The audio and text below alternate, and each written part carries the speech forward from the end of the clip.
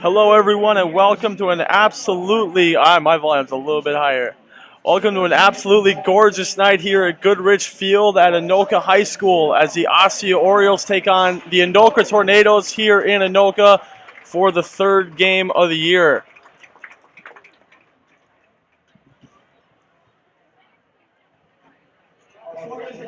Osseo has not played a game here at Anoka since 2007 is the last time the Tornadoes hosted the Orioles here on this field.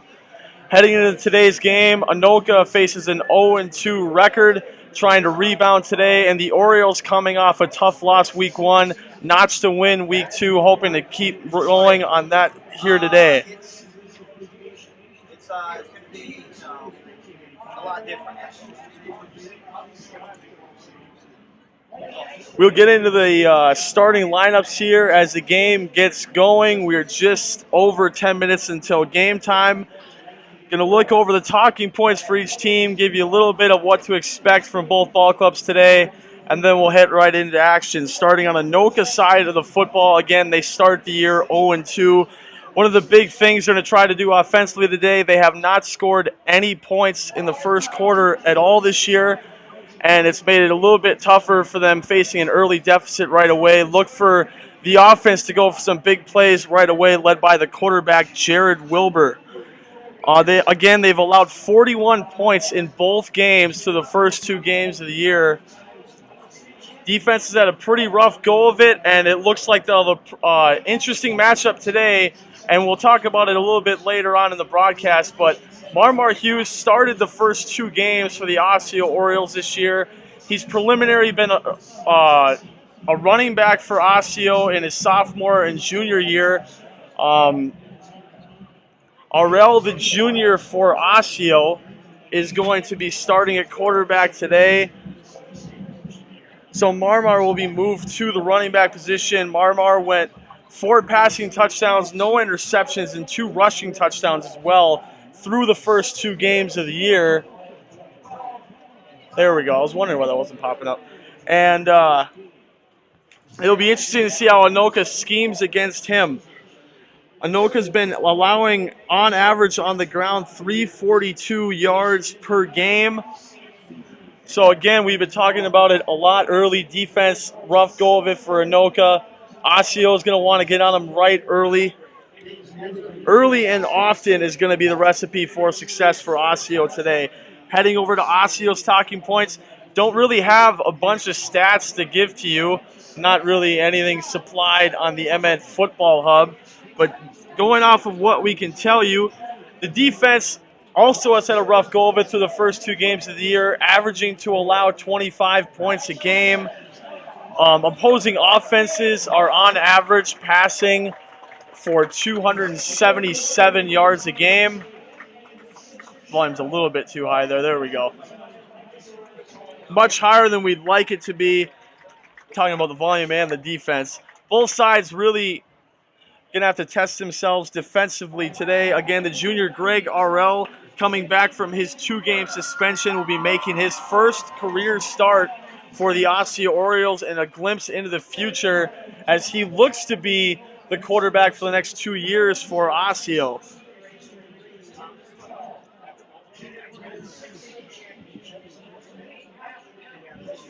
And just talking about this being a road game, not in front of their home supporting crowd, the last time they were on the road was against Maple Grove, where they put 13 points up right away and then failed to score any points for the rest of the game. So on Anoka's side of the football, they want to score early and often. Osseo wants to produce offense throughout the game, which they did last week against Andover. And we'll see how all of those fundamentals play out. Again, Osseo being head coached by a new regime. Ryan Stockhouse, the head coach now. Darren Lamker, been the previous head coach for, I believe, the past 7 years. Lamker was a quarterback when he played in college. Stockhouse, a defensive back. So his defensive scheme, I'm assuming that he's brought here, has been a little bit difficult to teach onto the players. We'll see if they can lower the bar here and hold Anoka to a lot less yards than they've been allowing the first 2 games of the year.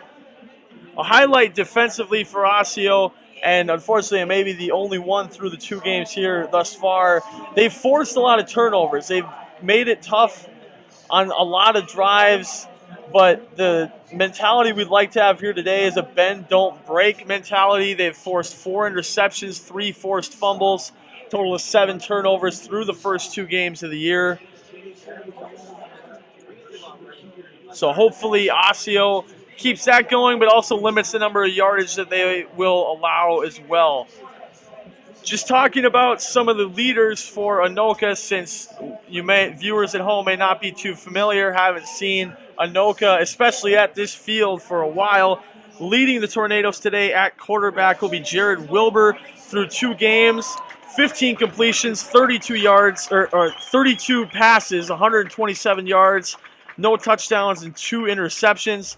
So a little bit of inconsistency coming from the quarterback there. As far as running the football, Jared Wilbur has also worked the read option along with Ollie Nye, the other running back, both rushing for well over 100 yards through the first 2 games of the year, both having rushing touchdowns through the first 2 games of the year. So Anoka is going to look to run the ball about as much as they can today, a huge feature of their offense. We're just over 5 minutes until game time here before the teams run onto the field and we get the national anthem and we get underway.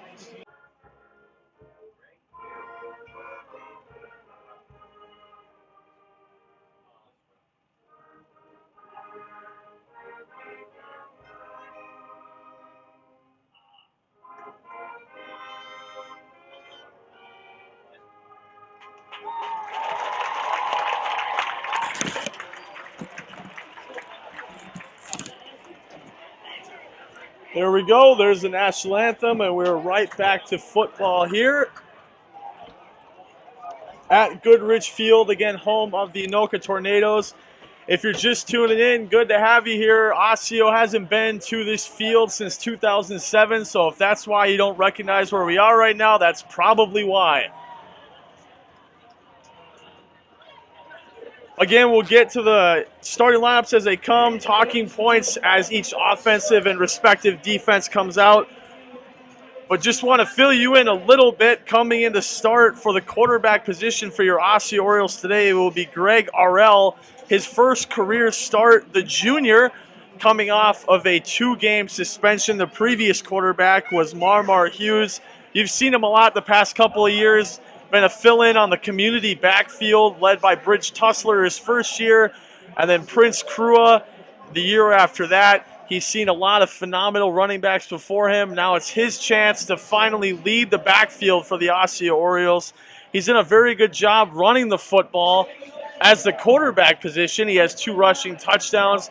Be interesting to see, one, how he does at the running back position today, and if just judging on his success throwing the football, if we see some mixed packages from Osseo, maybe even featuring Marmar at the quarterback position once again.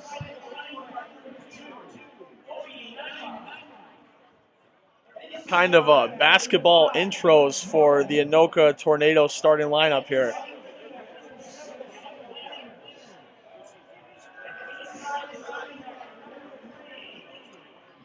Looks like youth football night here at Anoka. I'll give you a look of it over here on the right end zone.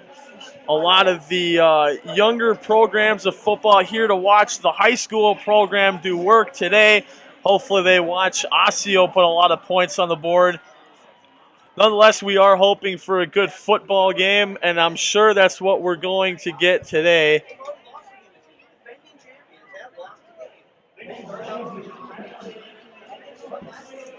So we've talked a little bit about the talking points for each team. We talked about how Anoka's defensively struggled early on this year.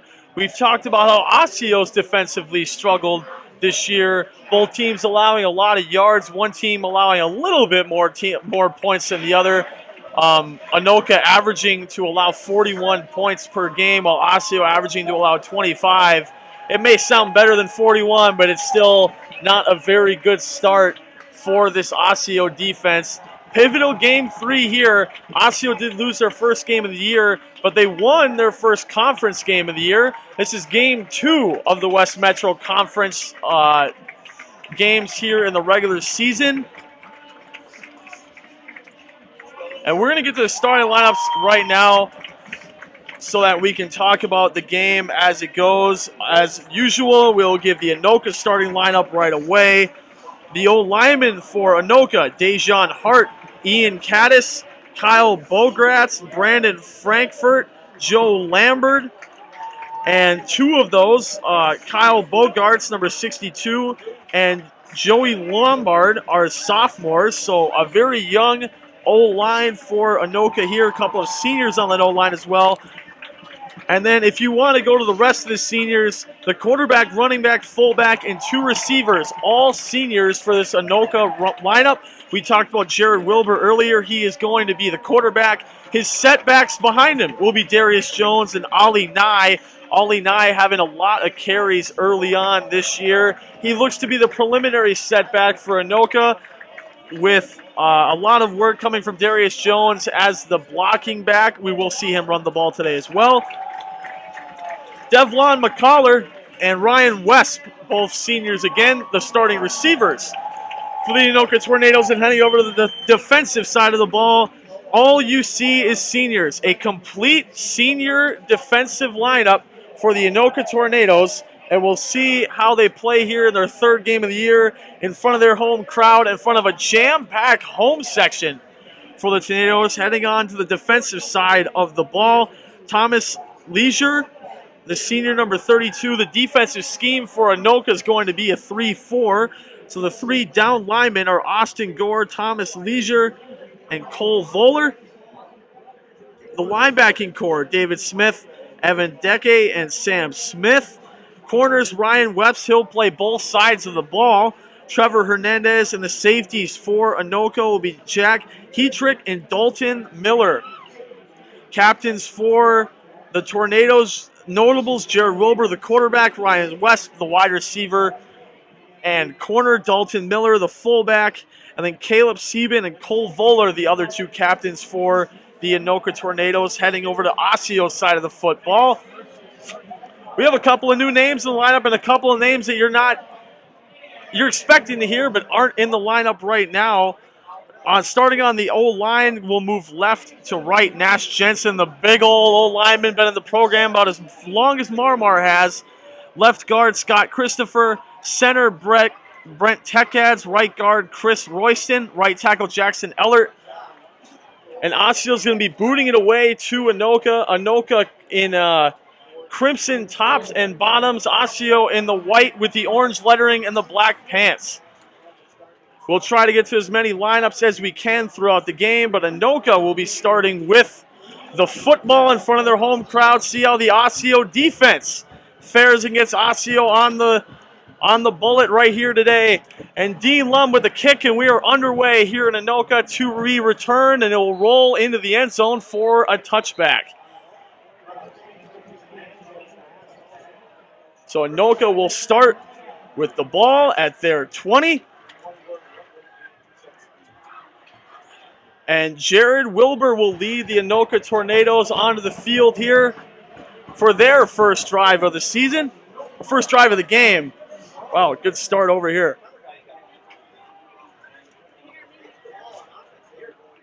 Osseo's defense all on the field here. Here comes Anoka. So it'll be a 1st and 10 for the Tornadoes. Osseo with 3 down linemen, 1 linebacker pressuring. Shotgun set. Trips right, takes a snap. Going to look left. Now he's looking to the right. Airs it deep over the middle of the field. And it will be incomplete. Looked like he initially might have come up with the catch. Ball will be incomplete, and it will be a 2nd down for Anoka. A good ball early from Weber. Anoka loves to run the football. Jared Wilbur, 32 touches for 173 yards on the ground. Second down here will be a double set. Wilbur out of the shotgun. He'll take the snap. He's looking right. Going to be a quick bubble screen out and incomplete off of the hands of the intended receiver. That was Addison Ostendorf on the initial read, and it'll be 3rd and 10 for Anoka. So coming onto the field now will be Jonathan Sparks, and coming off the field for Anoka will be Dalton Miller. He'll be playing both sides of the ball today as well. 3rd and 10 for Anoka. Trips right, 1 left, takes the snap. He's looking that way, throws it towards the sideline, and he will be wrapped up at about the 26-yard line. Looking out in the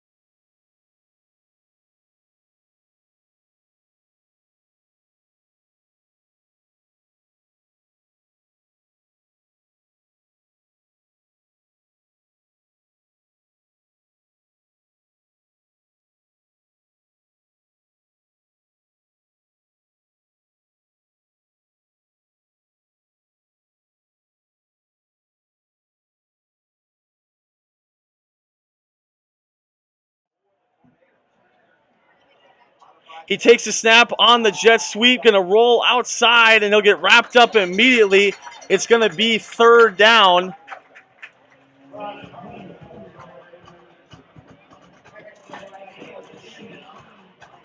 So 3rd down again for Osseo. They converted on their first 3rd down of the game. We'll see how they do with this one here. Ball inside the 30. They need a couple of yards to get a 1st down here. Arel going to be under center this time. Jeff Ekior in at fullback. Takes the snap. It's going to be a handoff to Ekior, and he'll get wrapped up immediately short of the first down marker. So that'll bring up a fourth down for the Osseo offense, and we'll see what they want to do. Dean Lum has a really good leg, but I'd imagine they'd want to keep the offense on the field here fourth and short, at least to try to draw them off sides. Looks like that's what they're going to do. Split backs right next to the quarterback, Arel, and he's going to do a QB sneak, and he's going to bounce it to the outside, and he'll slip, and he is taken down, and Anoka has forced a turnover of downs on Osseo. And Anoka's going to get the football back with 7:50 to go here in the first quarter. QB sneak attempted by RL, didn't get much out of it. A lot of bowling came from the Anoka defensive line, that being headlined by the nose tackle Ben Lathrop, the senior, number 60.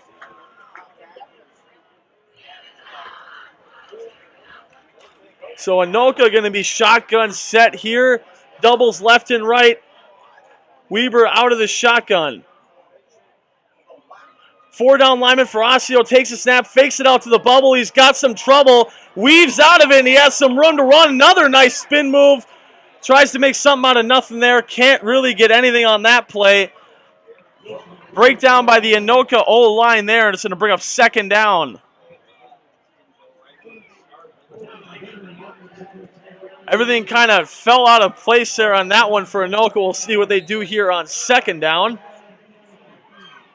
Second and about 14.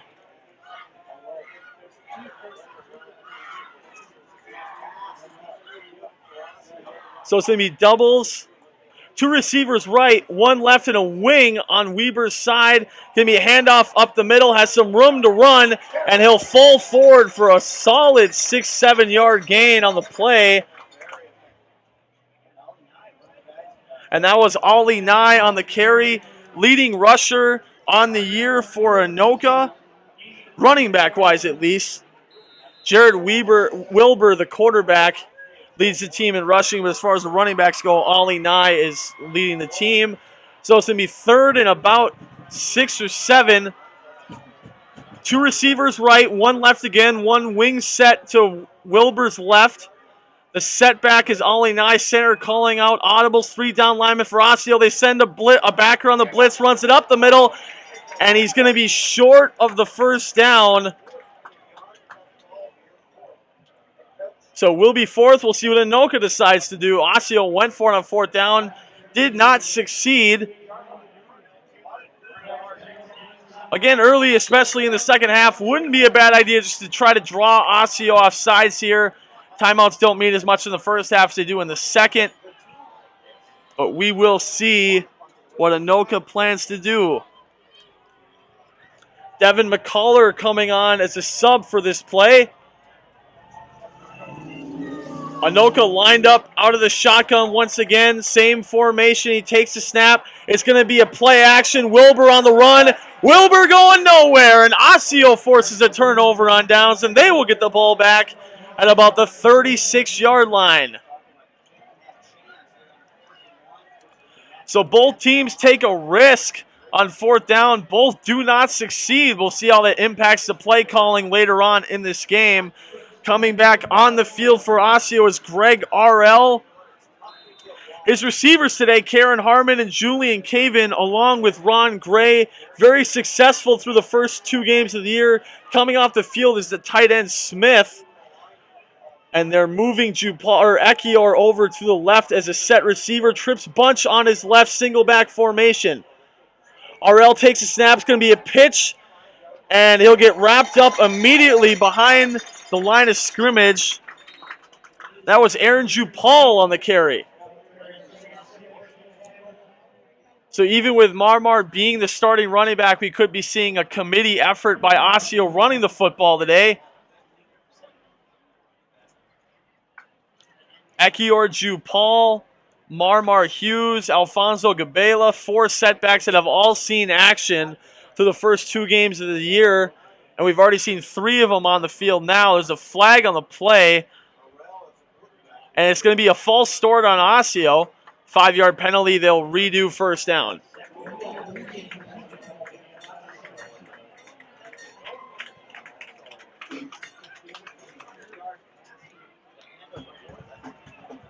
So ball on the 40, 1st and 15 for Osseo. Under center is RL, single back formation. RL takes the snap. It's going to be a play action rolling out, dump to the tight end, and he gets tripped up right away for about a 4-yard gain. That was Dalton Miller, the defensive back, on the tackle, and it'll bring up a 2nd and 10. 2nd and long 10. Arguably 2nd and 11. Karen Harmon, one of the receivers on the field for RL. The other one, Julian Caven, who had a big play last week as well. RL in the pistol, strong to his left. He takes the snap. It's going to be a handoff up the middle of the Marmar. He's got some room to run to the 30, 25. Has some more blocking. It steps out of bounds at about the 20-yard line. A huge run for Marmar Hughes. Big run from the power back, showing some speed there. That'll be a first down for Osseo at the 20-yard line with 4:38 to go here in the first quarter.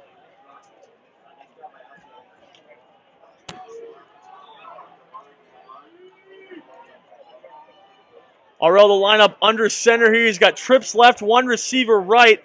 Jupal set back in the backfield. Takes a snap. He's looking left. Throws it over the middle. Caught by Jupal. Down at about the 10. That was Ekior on the reception, excuse me. Ball down at the 10-yard line. And it'll bring up 2nd. Ekior hasn't seen a lot of action running the football. He's a running back, so he'll get mixed in every here and there. But he has seen a lot of action catching the football, that being his 6th reception already this year. And it's going to be an I formation set for Osseo. One tight end right is Smith. RL under center with his receiver right being Harmon. Handoff up the middle to Marmar Hughes. And he'll roll it into the end zone. The pile might be pushing him back. And it looks like the pile does. So it's a first down for the O. But it's the 2nd time this game we've seen Anoka's front 3 bulldoze the Osseo O-line and shove them back. So it will be a 1st and goal for Osseo. I formation once again, same formation we saw last play. It's going to be a handoff to Marmar. He's got absolutely nowhere to go, and he'll be wrapped up in the tornado by Anoka. Look on that.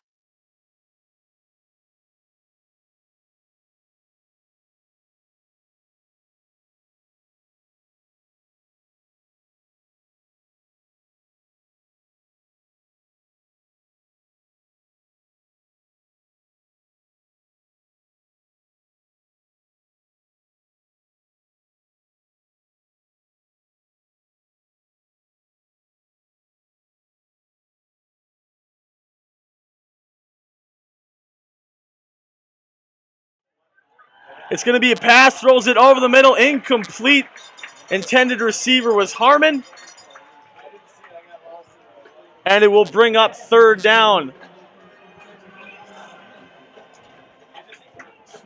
TV producer guy over here trying to incorporate replay in the broadcast. Pretty hard to do all by myself. I might miss up the replay here as the game goes on. Try to incorporate it in situations that are deemed necessary. Sorry about the little difficulty there. Good thing we didn't miss anything. So 3rd down, a little over 3 minutes to go here in the first quarter. Trips left, one receiver right. Jupal under center. And he's going to take the snap. He's looking right, throws a fade to the back corner of the end zone. And incomplete. Intended receiver was Marmar Hughes. So that will bring up a 4th down, and Osseo's going to bring the field goal team out. So Osseo got stopped on a couple of run plays, and now a field goal for a chance to take their first lead of the game. Again, Dean Lum on for the kick. Snap good, hold is down, kick is up, and it is good. And the Osseo Orioles.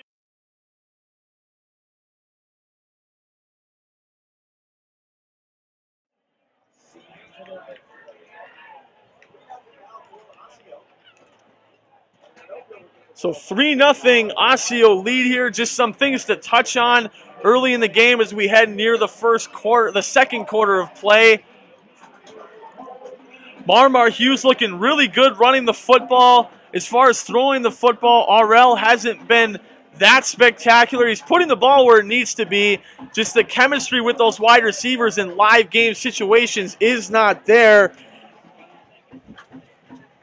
And it's pretty evident of that thus far. Back to return for the Tornadoes. Going to be Devin McCullough and Ryan Wesp. Here comes a kick team for the Orioles.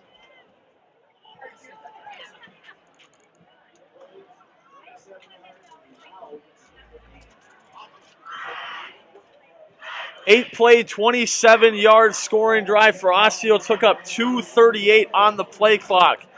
Thanks to the Good Samaritans here around the Anoka press box. Diener on to boot this one away for the O. Crowd's got a little bit bigger for Osseo. Like to see a little bit more orange out there. See what happens as the game goes on. And Diener boots it away. To be returned at about the 10. He's going to cut it upfield, get tripped up. There's a late penalty flag, and he'll be down around the 35. Most likely that's going to be holding against Anoka or a block in the back. We'll see what that flag is going to be.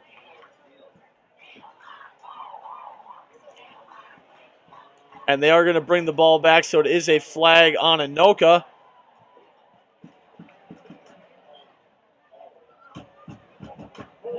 Holding on Anoka, holding penalty there. We're going to look at doing the replay as much as we can, but it's messing up my audio out of the headset. I'm not really sure why.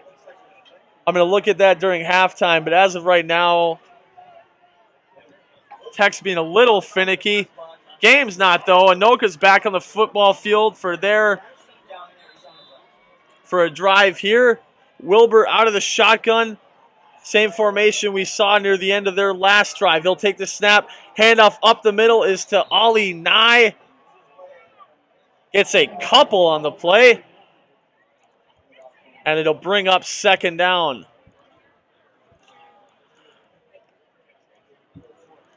Anoka does play on a grass field here. We're expecting some rain in the forecast. Would have made for a real mud fest here on the field. Turned out to be a really nice night. Just over 70 degrees right now. Got some clouds in the sky. Nice slight breeze. Perfect weather for some Friday Night Lights action here at Anoka. Two receivers right, one left. Out of the shotgun is Wilbur once again. He'll take the snap, handoff, bounces into the outside. Ollie Nye has a couple of Osseos try to wrap him up, and he'll pull the pile for an Anoka first down. So a nice run from Ollie Nye. And he gives the Anoka Tornadoes a first down here on this drive. Just under 2 minutes to go here in the quarter. Coming off the field for Anoka, PJ Lombard, one of the tight ends. Another coming off the field. Osseo been running the similar defense throughout the first couple plays of this game. 3 down linemen, 4 backers, 1 linebacker pressuring now. Wilbur out of the shotgun, bunch doubles to his left, 1 receiver right, a wing out to his right as well. It's going to be a handoff up the middle to Nye, and he has nowhere to go this time, wrapped up by the Osseo defensive line, and it'll bring up second. Adam Lanners, one of the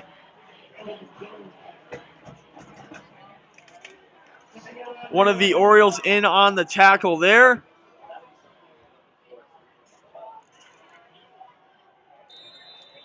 So 2nd and 11 for Anoka. Wilbur out of the shotgun, trips to his right, 1 left. The setback is Nye. Wilbur takes a snap. He's looking towards the left. Now he rolls out to the trip side. Looking to air it out, has nowhere to go, and he will just throw this out of bounds. So it'll bring up a 3rd and long for Anoka again.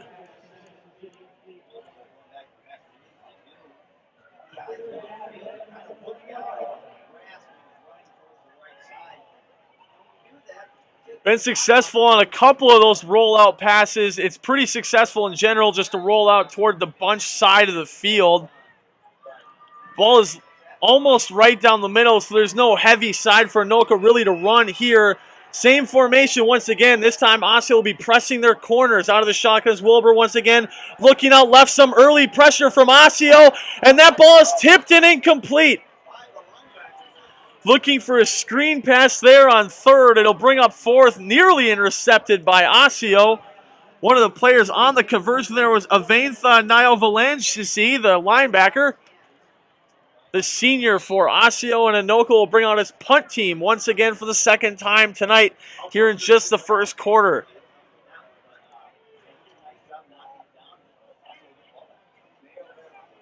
A little bit of a high snap once again. Good punt, nearly blocked by Osseo. And that ball is going to take an Osseo roll, and it will be down at about the same spot it was down last time.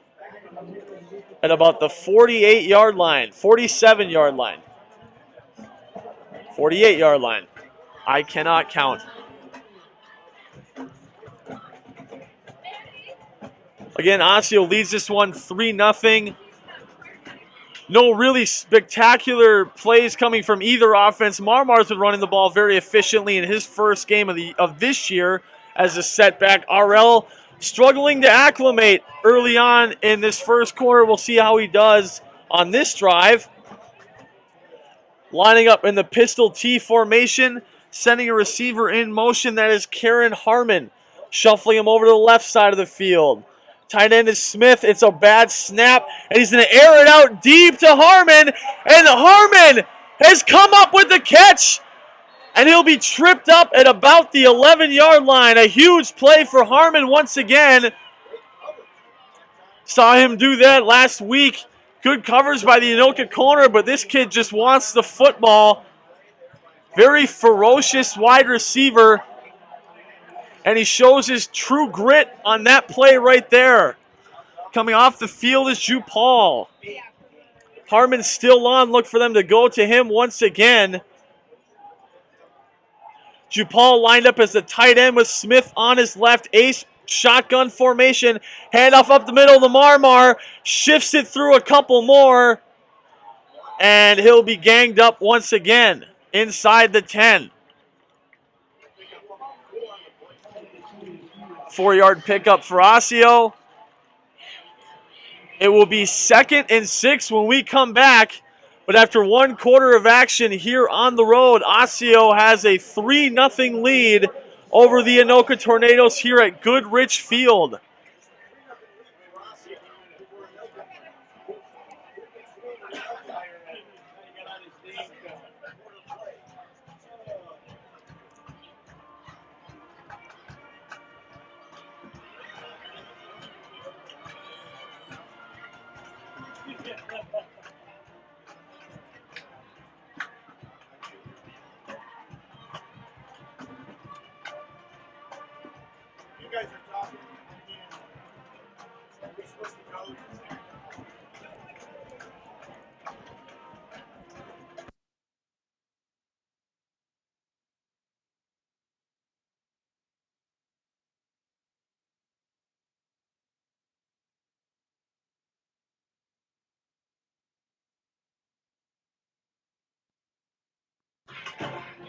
Both teams coming back from their first quarter timeout.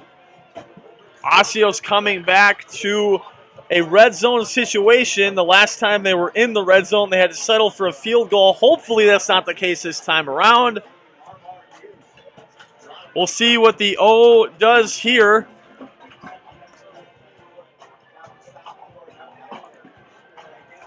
As RL is looking for his first passing touchdown, first rushing touchdown of the year. Marmar is a setback with Harmon as receiver to his right. I formation for Osseo. Takes the snap. It's going to be a play action. Rolling out left. Airs it over to the left side. And it's going to be incomplete. Intended receiver on that play was Ekior. And it's going to be 3rd down once again. Osseo really struggling offensively to put successful play after successful play. They've had really good field position to start these last couple of drives. A huge reason why they're at where they are. They need to finish this one right here. Under center is RL in the single back ace formation. It's going to be a pitch out to Marmar Hughes, and he's going to shift through a runner, and he will get tripped up at about the 6 or 7 once again. That is going to bring up 4th down.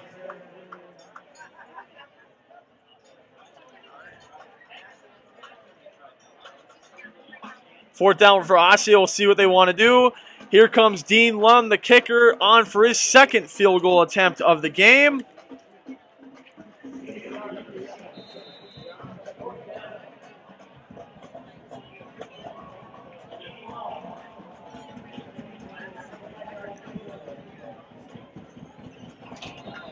Snap good. There's whistles on the field.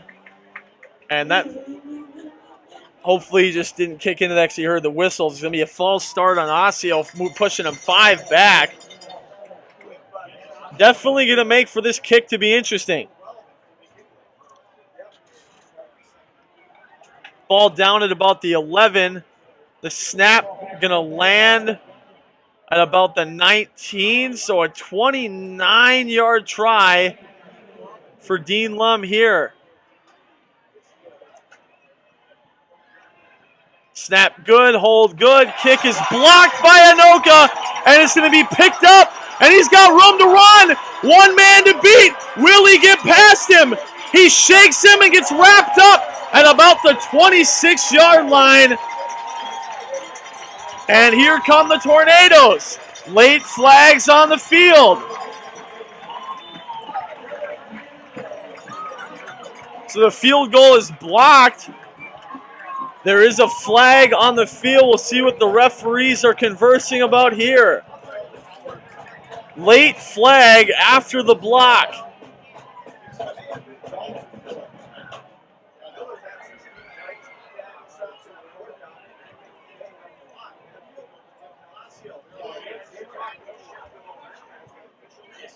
Pointing at something over here. We'll see what it is.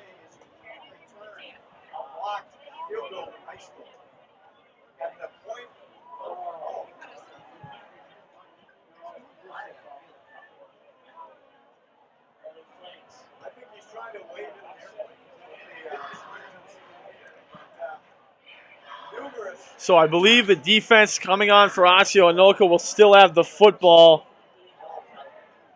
There was a personal foul called on Anoka, so they will have to start where the ball was blocked. And if I'm not mistaken, I don't believe high school can return a blocked field goal attempt. I'd have to check up on that.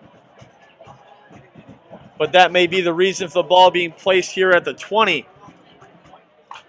Nonetheless, Wilbur on the field at the quarterback position. Nye, his setback behind him. And they're still talking something over. Wilbur doesn't look too happy. I think he's talking about the codes. They need a different football. He will get what he asks for. And Anoka will start their 4th drive of the game, looking for their first points of the game.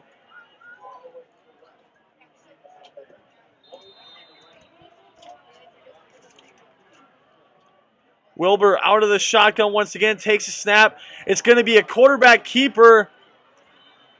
And he's just trying to keep the line of scrimmage as he gets wrapped up right away.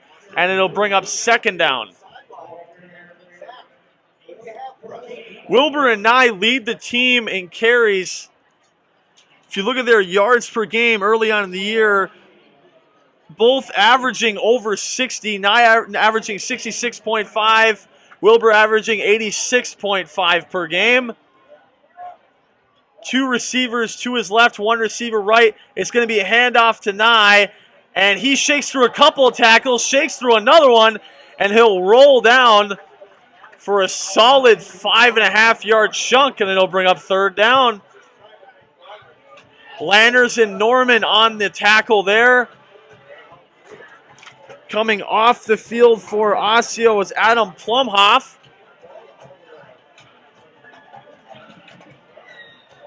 So another third down for Anoka. See if they can convert this one here. He's going to have trips to his right. One receiver left out of the shotgun with Nye as a setback. Takes a low snap. Looking right now. He's looking left. Throws it over and incomplete. Errant throw to the intended receiver on the play was Devin McCullough. We've seen him earlier. He plays both sides of the football. And once again, fourth down for Anoka. And here comes the punting unit for the third time today.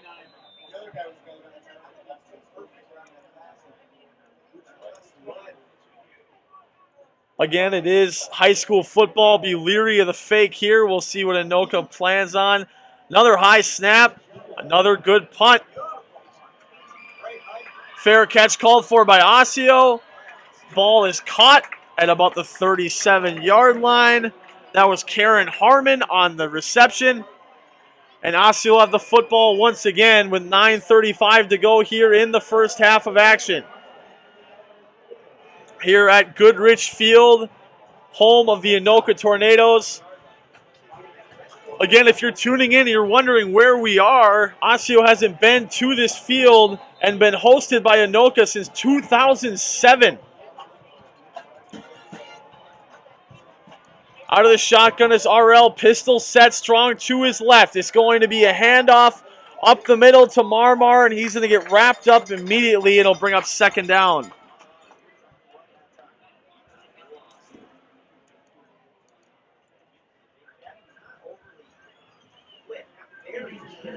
Osseo, through the first 2 games of the year, scored 7 touchdowns, 6 of them responsible of Marmar Hughes. He's thrown 4 through the air, 2 running the football. And they'll bring up 2nd and 9. Marmar is the setback. Ekior set left. Tight end ace formation. Option read.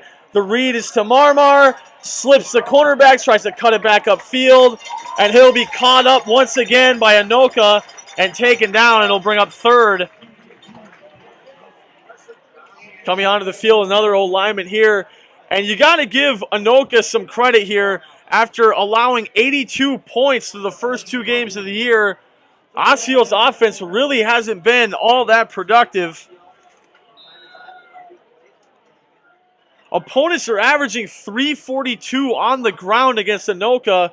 Osseo, I don't even think they've cracked the 50-yard point yet. Nonetheless, under center is RL. 2 receivers to his right, 1 left, tight end to the right as well. Setback is Marmar Hughes. 5 yards off the line, RL to throw, and it's going to be incomplete. They'll say he caught the ball.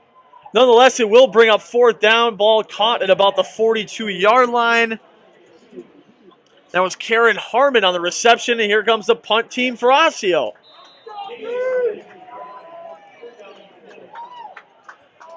If you tuned in for anything similar to the Jets-Bills game last night, you're here to be disappointed. Very good defensive chess match going on here today. 3-0 Osseo leads. 7:46 left to go here in the half. Timeout been called. Did not see who called the timeout. Sure, I'll figure out here in a second. So again, Osseo sending out the punt team once again. And Anoka, led by the captain, the quarterback, Wilbur, be coming onto the field. Haven't seen a lot of Darius Jones, at least handling the football for Anoka. He is known a little bit more as a blocking back. He's been doing a very good job of that so far.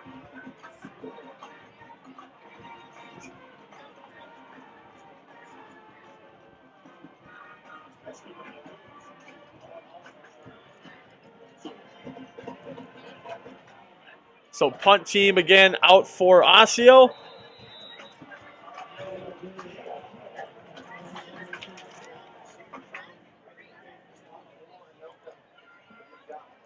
And there's a snap, a little bit lofty, almost gets blocked. And this will be returned from the 36. He's got some room to run to the 45-40, tripped up at the 30. 1 man to beat, springs a tackle to the 15-yard line. And Anoka's special teams definitely keeping them in this one. Just like that, after 1 punt return, Anoka inside the red zone. for the first time today. Ball will be at the 17-yard line. And it will be a first down for Anoka. See if Holden Baker and Tawa Wanta can apply some pressure on Wilbur here and try to push him out of field goal range. Anoka's going to be looking for their first score of the football game. Trips to the left, one receiver right, similar formation that we've seen all game out of Anoka. They're a little bit bunched more on the left side now. Wilbur takes a snap. He's going to fake it out to the bubble. It's going to be a halfback screen to Nye, and he will be wrapped up in the backfield. That was Aventha Nyovalangesi on the tackle. Good coverage by the outside linebacker on that one, and it'll bring up second down. Second and about a long 13, second and 14. Shotgun. Trips a little bit bunched. Inside receiver spreaded close to the middle of the field. Deep air out to the end zone. And it will be incomplete. So that will bring up third down.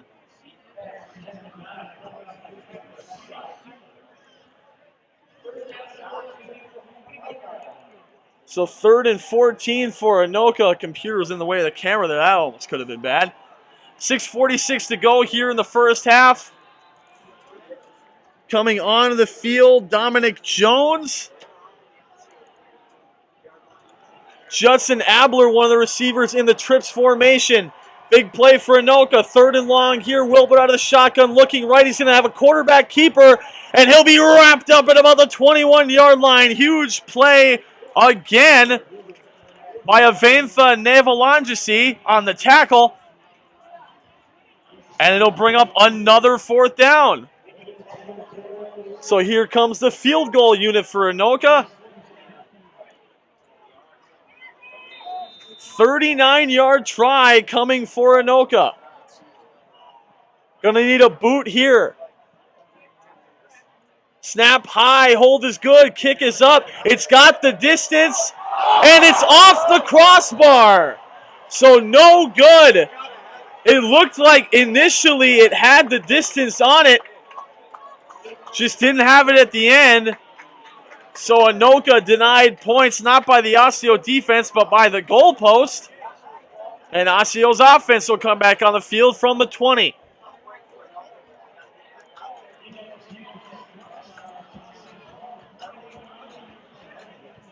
Tough break for an Anoka offense that really hasn't scored a lot of points at all this year. Had a chance to tie it up here against the defending state champion Osseo Orioles, whose state champion offense from last year doesn't look like it's carried over. Hopefully we'll see a glimpse of it on this drive. I formation set for RL. One receiver left and right. Tight end to his left. Takes a snap. Huge rush from Anoka. And he gets about 2 or 3 on the play. That was Ekior on the touch for Osseo. The few big plays we've seen from the Orioles have been on Anoka house blitzes. It's a favorite of the defensive coordinator here at Anoka. And just like any other blitz, if you get past that first line, all you have is daylight. Osseo's just had trouble getting past that first line, and rightfully so. Tough to get past 7 screaming tornadoes coming right at you. Second down and about 8. I formation once again. Takes the snap. It's going to be a hand. It's going to be a play action. Incomplete. Intended receiver was Jupal. Fooled me. And it'll bring up third down. So 3rd and 8 for Osseo.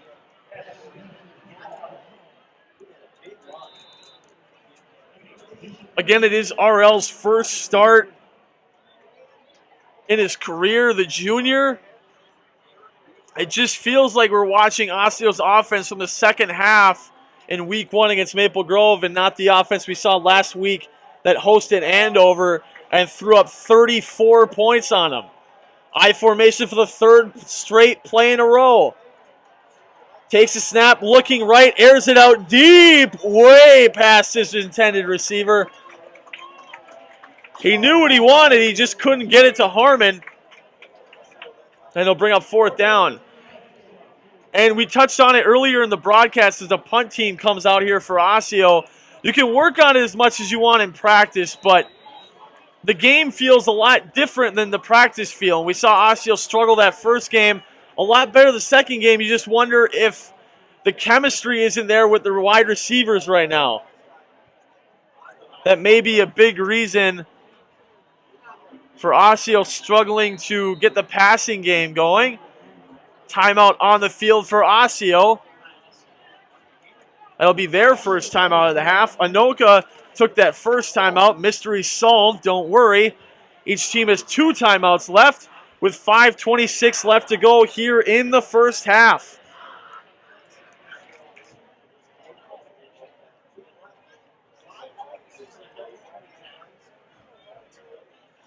And I didn't even change this. Wow, there we go.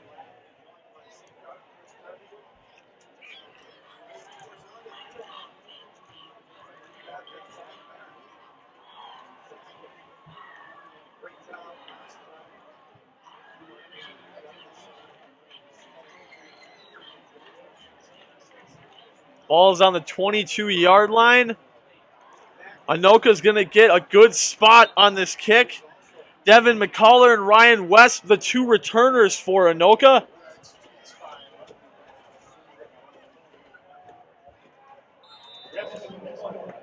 We'll see if he can boot this away and gives Osseo's defense a chance to hold him here. A bit of a high snap again, and that one is almost blocked. Fair catch called for at about the 44-yard line. So Anoka will have really good field position here. Ball is at the 44. 1st and 10 for the Tornadoes with 5:20 to go here in the first half. Fair to say each offense has been less than impressive through their first handful of drives here in the first half. Trips bunched to the left side again. One receiver right, Wilbur out of the shotgun. He's going to take the snap, handoff up the middle of the nigh, and he's going to pull the Osseo D-line a little bit farther than we hoped he would, getting about 7 on the play, and it's going to bring up 2nd and 3.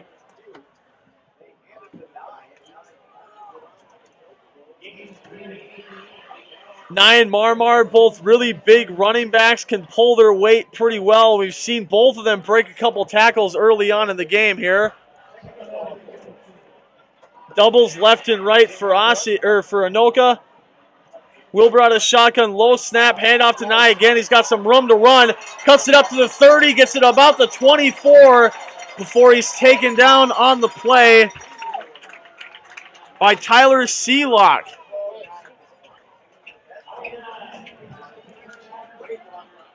Not a lot of bright spots for either team, but the 2 that we've seen so far is Ollie Nye and Marmar Hughes, and Anoka is definitely exploiting that right now. They're in a shift. Judson Abler over to the left for another trips bunch formation. Osseo not pressing. Takes the snap, handoff to Nye once again. Breaks through another tackle, lowers his head, and gathers it to the 14-yard line. So Nye having a really nice drive here. Keep feeding them. That's what Anoka's probably saying right now. They're bringing in 2 bigger options for the O-line. 85, one of the tight ends coming in. If I were a betting man, I'd say this is a handoff to Nye, but this is a great time for a play action. As Osseo has 3 down linemen, 1 linebacker pressuring. They sent a 4 flag on the play.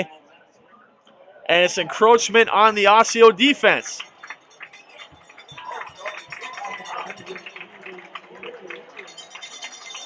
So 5-yard penalty on Osseo.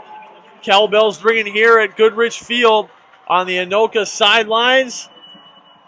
Ball is on the 10. Wilbur coming to get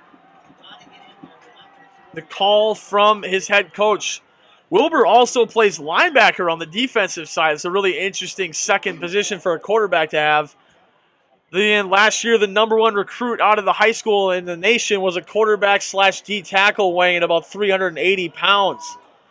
So doubles to his left, one receiver right, tight end on the right side. Handoff is going to be a quarterback keeper, and Wilbur shakes through, trips up at about the 7. So a good job on the quarterback keeper there, flag on the play on the read option. And we'll see what this one is.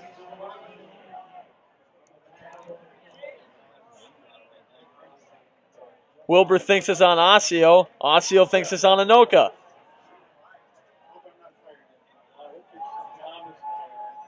We will see. And no flag on the play. So the referees conversed, figured that there was no offense on the play. And it'll bring up 2nd down for Anoka.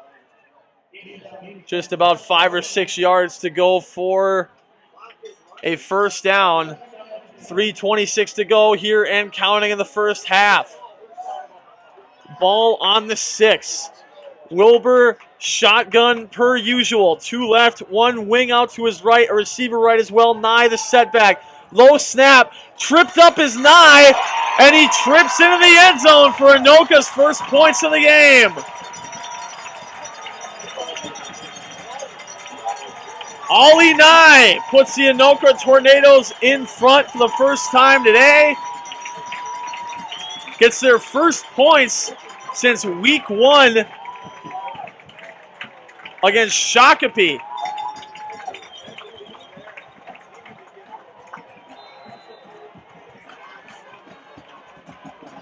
Extra point try on here for Anoka to make it a 4-point game. Snap a little bit high, kick is up, and that is no good. Wide right. So that keeps things interesting to say the least. Still a 3-point game.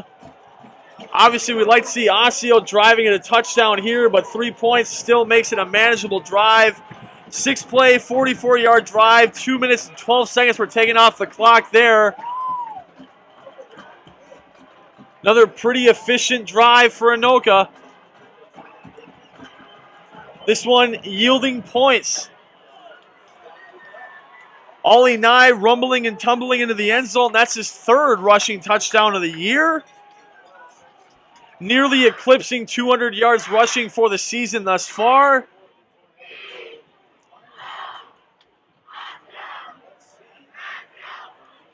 And from what we saw at the beginning of the first quarter to where we are now in the second, nearing the end of the first half, seeing a lot of positives coming from Anoka's offense.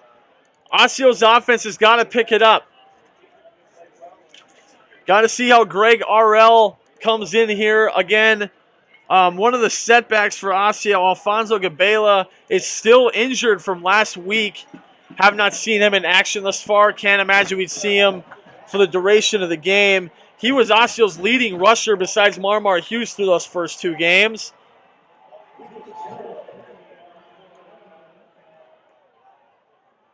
Harmon, one of the returners for Osseo. And there's the kick. It's a low one. Bounces at about the 20. And will be recovered by Osseo at about the 21. That was a little scary. Julian Caven and Adam Lanners on the coverage there. Ball on the 21. Here comes the big, beefy O-line for the Osseo Orioles. Haven't had a lot of push thus far. Still have some time to do so. 3:06 left to go here in the first half. Ball just past the 20 again. Plenty of time to facilitate a drive here. Sending Caven in motion. His receiver out right. Off the line of scrimmage. Sending him in motion towards him once again. And it's going to be a false start. Or illegal procedure is going to be the penalty. Which undoubtedly has been the most common penalty flag for the Osseo offense thus far this year. The few times the motion and the timing of the snap has worked, We saw one of the most magnificent plays of the year, Harmon running for a 91-yard jet sweep touchdown last week. But today it's just been false starts and illegal procedures. We'll see if they get that fixed up at around halftime. So 1st and 15, RL in the shotgun, sending him in motion again. Takes a snap. It's going to be a handoff up the middle to Marmar, flag on the play, and he'll get bullied down at about the 24-yard line. We might be losing even more yardage on this play. See what the penalty flag is for. Looking like he has a gripe as Brent Tekat's the center.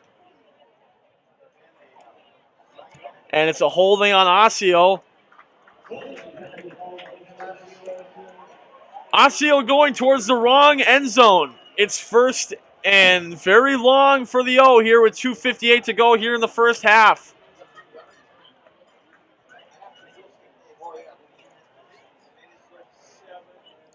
Caven, Harmon, Marmar Hughes out set at wide receiver. We'll see RL's arm here. Under center, takes the snap. It's going to be a handoff up the middle. And he has nowhere to go, and a late pancake block on the defensive side of things. So ball on about the 11-yard line. So 2nd and 26 for Osseo.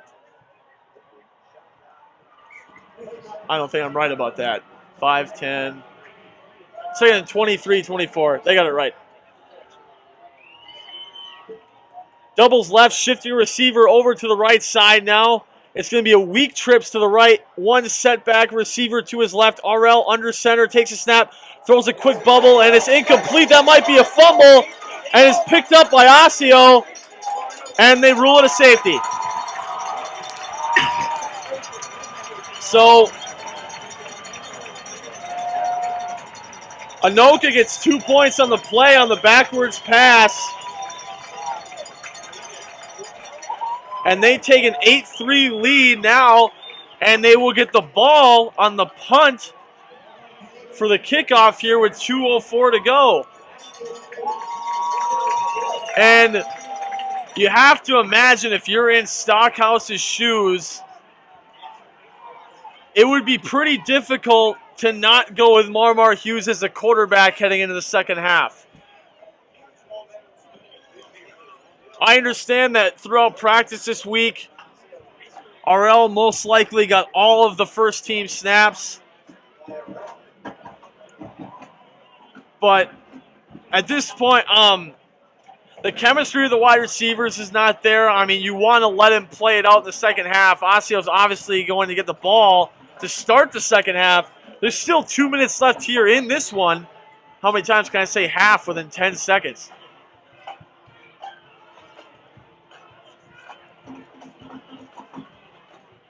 If you looked at the score, it would show that both defenses are playing pretty stout football.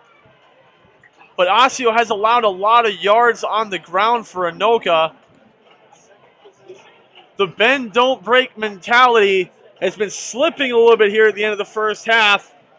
We'll see if a fire got ignited into the defensive core for the Orioles and see if they can hold it to a one-possession game to head into the half. So the safety punt coming on here.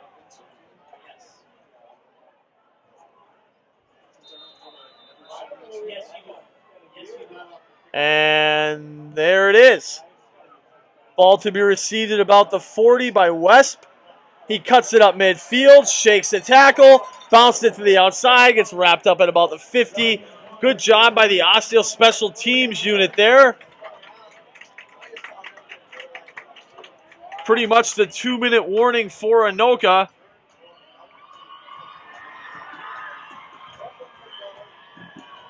Again, ball on the 50.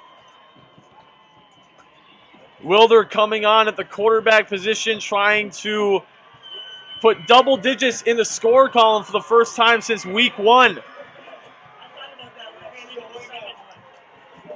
1st and 10 for Anoka. The wide receiver closest to us is Justin Abler. A double set for Anoka. 3 down linemen for Osseo. Corner's giving plenty of room on the outside, and that's what he was looking for. But he's going to air this one out deep, and it's going to be incomplete. No flags on the field. Ball well underthrown. Good coverage nonetheless by the corner there for Osseo. Believe Johnson Fowler on the coverage there. Bringing up second. Coming on the field for Anoka now is Micah Madion. Another one of the wide receivers in this very deep receiving core for the Tornadoes. A little bit of miscommunication. It's going to be trips to the left, one receiver right on the line. One tight end to the left as well. Setback is Nye. Low snap, botch snap, looking to scramble is Wilder. And he will get tripped up in the backfield at about the 44-yard line. We've been saying his name a lot today. Avantha Navlongesi on the tackle. That's a tongue twister. And he'll bring up third down.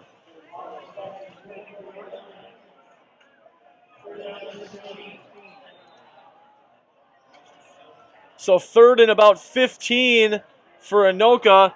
1:21 to go here at the end of the first half. Trips left once again. Same formation we just saw last play. Osseo off the line of scrimmage again. 3 down lineman blitz. It's going to be a rollout dump off to the running back, and he is wrapped up in the backfield.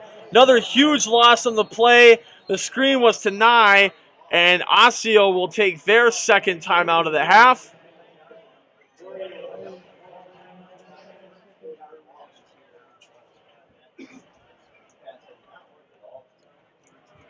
So the few times that Anoka's run that screen pass, there was an almost interception. Couple of incomplete passes, and the one we just saw there. Pretty evident that that play is not working for Anoka. I'd imagine the pep talk for Anoka, offensively at least, during halftime is going to be O-line, move the pile. Nye's going to be running the ball the whole time here. 104.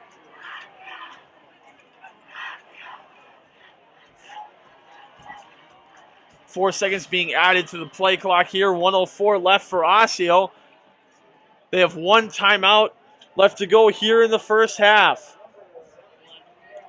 Back deep to return for Osseo is Karan Harmon.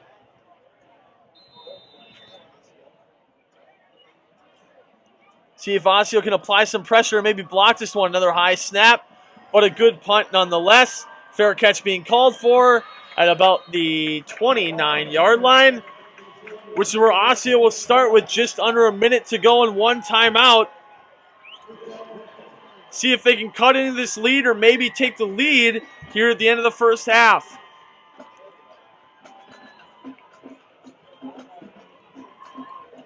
Arell coming onto the field. He's had a pretty rough go of it in his first half of football. We'll see how his clock management here is with a minute to go. Trips right, 1 left. RL out of the shotgun. Setback, Jupal takes a snap looking right, airs it over the middle. It's caught, and he just tripped up at about the 42-yard line. Solid reception by Ekior. Clock stops. Osseo back on the line, trips right once again, same formation. Jupal under center this time, takes a snap and he clocks it. So it'll be second down. 49 even left to go here in the first half. Osseo again still has 1 timeout to go here.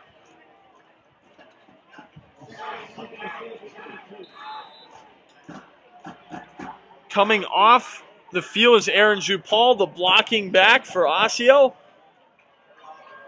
Harmon, Caven, Marmar, along with the tight end Smith, the set receivers for Osseo. Arell out of the shotgun by himself. 5 wide receivers out for him. Takes a snap. He's going to run it up the middle, and he tries to stiff arm, and he'll get caught from behind near midfield. It's going to be third down. Clock still rolling. 38 and counting. Osseo scrambling back to the line of scrimmage here, at least trying to get a first down to stop the clock. Harmon running, Ekior running, shotgun, empty set once again.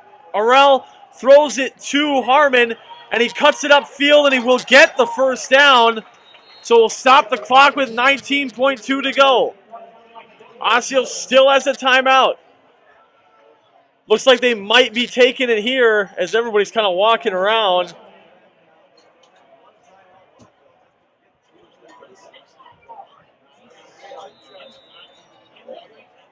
This is horrible clock management on Osseo's offense. So timeout called, 14.7 left to go. I don't know if some of these guys think it's right when you step on the line of scrimmage or what, but there definitely was not a lot of hustle on and off the sidelines there for Osseo. And it probably was the reason they had to use their timeout so early. I'm assuming they'd like to get one more play in before using that timeout, potentially throw something downfield to get into field goal range. But nonetheless, no timeouts left, 14 and a half seconds to go. If you want to get into Dean's range, going to have to get a little bit over 20 yards on this play. At least get it somewhere near the 30-yard line, which is a good 16 yards away.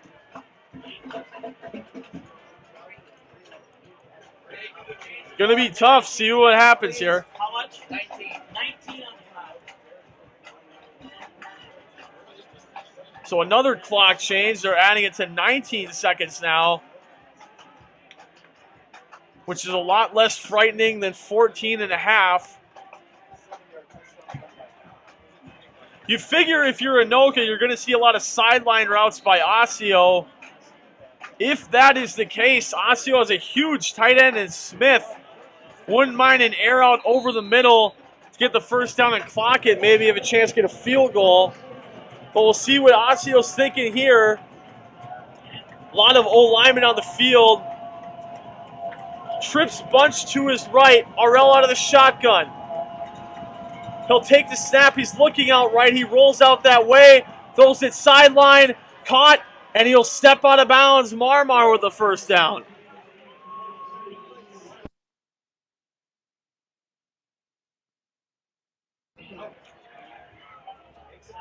Looked like there might have been a read a little bit further downfield that could net some yards, but nonetheless, the safe play is made. Osseo near field goal range. Trips to the left this time. Arell out of the shotgun. He'll take the snap. He's looking towards the trip side again. Scrambles, airs it out over the middle. Incomplete. 7.8 left to go. And he'll bring up second down, but that's the least of our worries right now.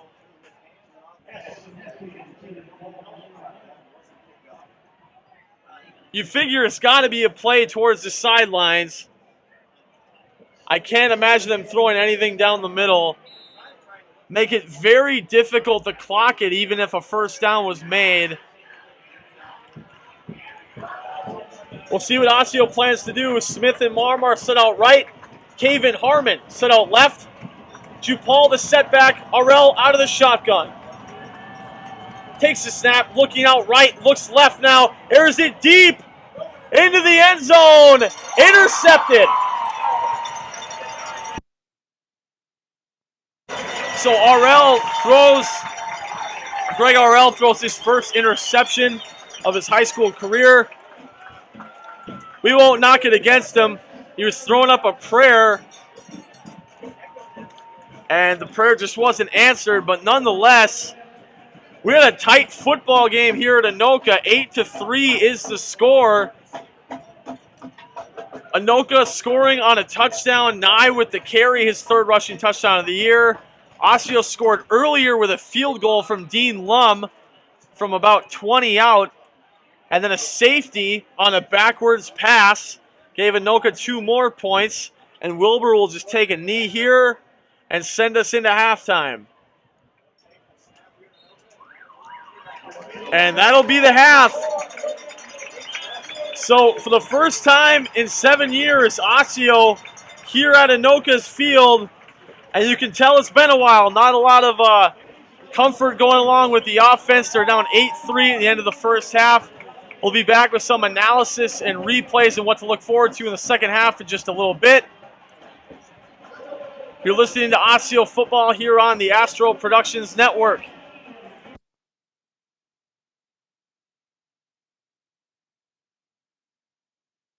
I'm going to have to put this picture on Twitter. It started raining here.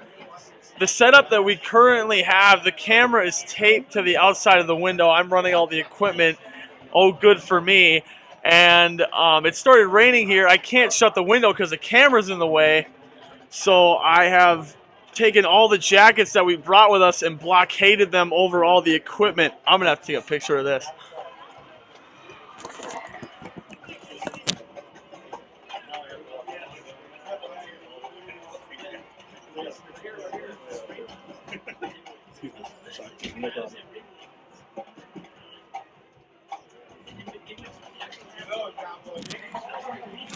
So I know all of you anxiously wondering what the stats are. Let me just throw this up here. Speaking of Twitter, just checking some notifications at half. Alumni from Osseo, my class that I graduated with, Austin Greeley in the listening audience.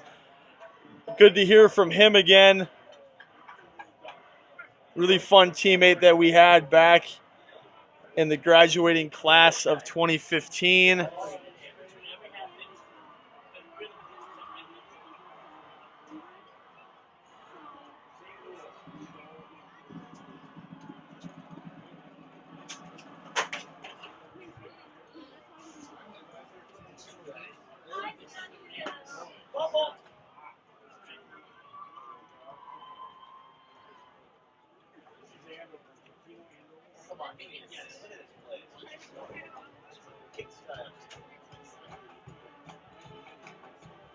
That is quite a setup there. Okay, so we got 4 minutes left to go in the half.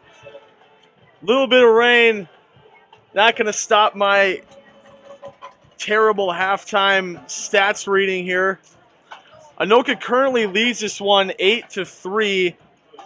If we look at the total team stats through the first half, Anoka 58 yards on the ground, -5 yards passing.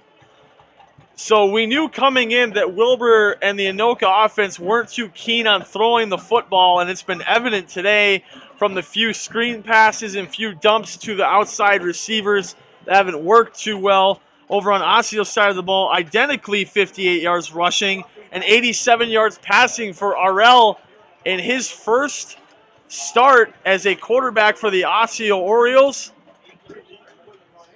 He's had a lot of he potentially could be near the mid-century mark in passing. There's just been a lot of plays that have been just a little bit overthrown.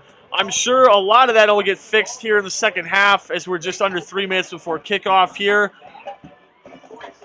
Looking at the play setup, Anoka's had 28 plays on offense, Osseo with 35. Only 3 points to show for it. That's going to definitely need to be improved on heading in the second half here. Penalty yardage pretty similar. Anoka 25 yards and penalty yards. Osseo with 30. Osseo with 7 first downs. Anoka only with 3. And a large part of the points that these two teams have had today has been purely based on the field position they've been given. Nobody started at around the 20 other than scoring plays. It's all been around midfield. Pretty easy drives for both of these teams. They've both just had trouble closing them out. And again, both rushing the football for 58. I'd imagine that rushing, especially for Anoka, is going to go up a lot more here in the second half. Love to see Marmar get some more yards on the ground. We haven't seen Gabela. Again, I'm speculating that he still is injured. I'm not 100% on that.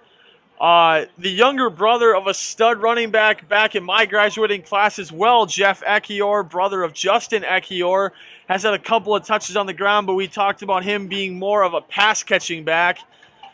I would look to him to be more of a safety blanket similar to a James White for the situation they have in New England right now with Jimmy Garoppolo. And we'll see him in the passing game. We've seen Drew Paul touch the ball a little bit, but he's about your Zach Lyon to what the Vikings is. He's a real big blocking back, similar to Jones for Anoka.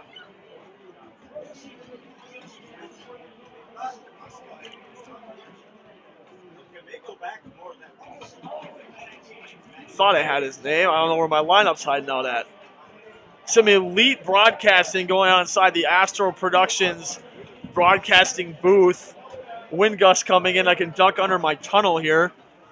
Darius Jones, the fullback for Anoka. So 38 seconds before we get kicked off, and there's no teams on the field. So I'd imagine we're going to see the Little Tykes play the second half out. Early analysis, there's no Osseo Little Tykes here. So it's probably going to be an Anoka-led second half run unless the high school teams come on the field here.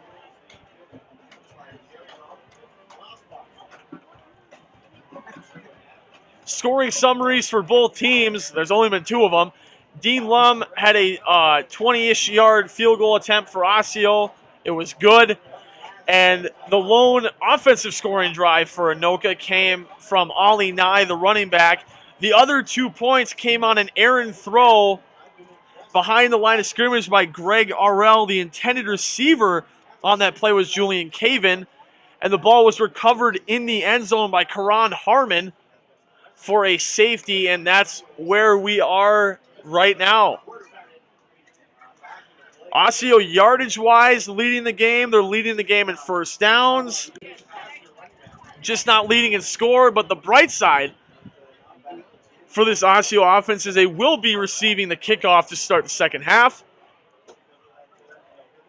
Give you a look at the Osseo breakdown here.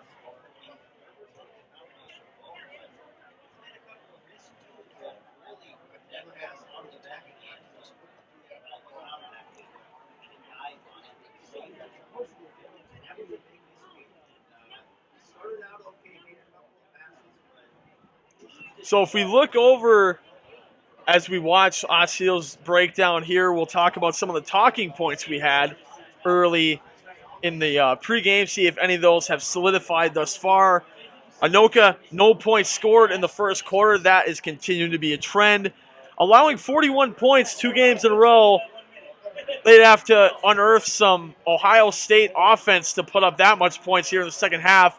I do imagine Osseo putting some points up here in the second half, but Anoka's defense a lot more stout today than it's been the past couple of games. Running the football, both teams have had 50. So overall, Anoka's improved defensively. If we look over to Osseo's side of the football, they had a really tough time stopping the pass, averaging 277 opponent passing yards per game. Now, obviously, the results are a little bit skewed here in the first half, considering that Anoka throwing the football is not their go-to, but they do have negative 5 yards passing, so chalk that one up in the win column for Osseo.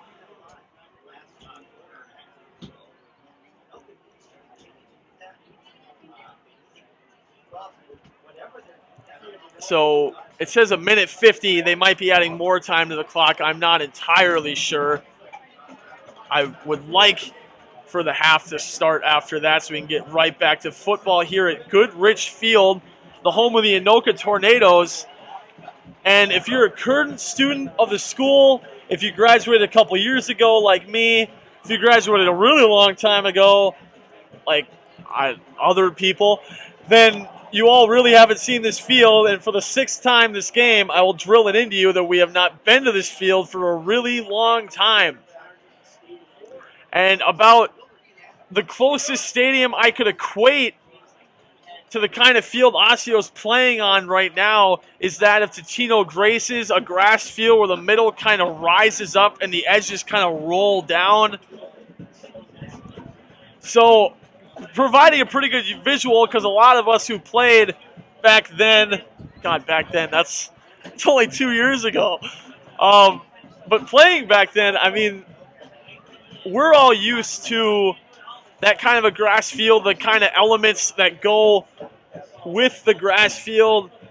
First time Osseo's played on a grass field this year, and they only have 3 points to show for it. Not a terrible first half offensively, but definitely not a great one and not what we expected, especially after seeing the 34-point onslaught that we saw last week.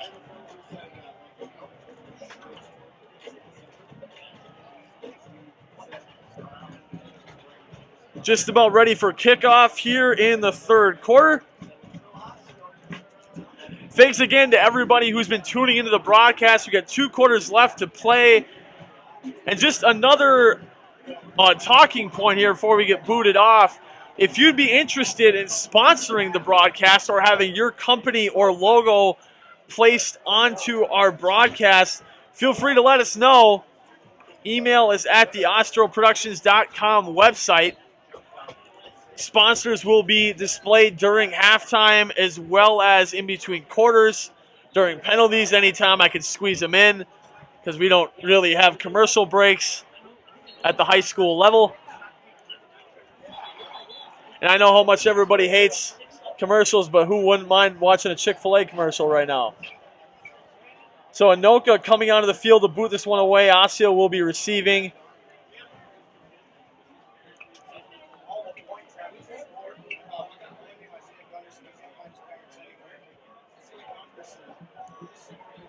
So set back to return for Osseo, the usual suspects, Caven and Harmon.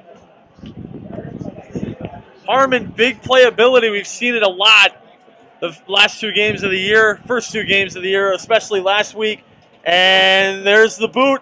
It's a short line drive to be returned at about the 15, cuts it up the middle of the field, and he will be met by a single tackler at about the 29-yard line, and that's where Osseo will start their first offensive drive of the second half.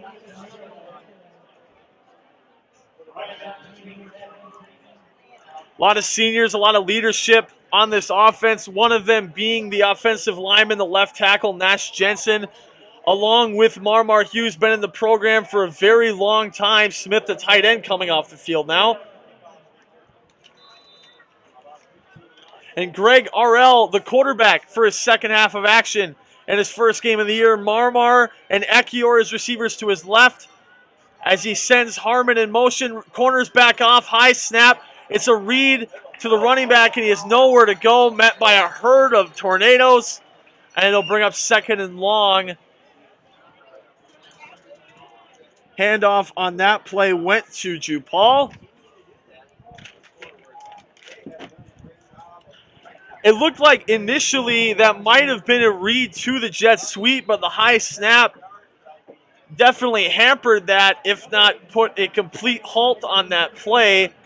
And they'll bring up second down as RL is going to be lined up under center with 2 receivers right, 1 left. They're switching Marmar and Caven around.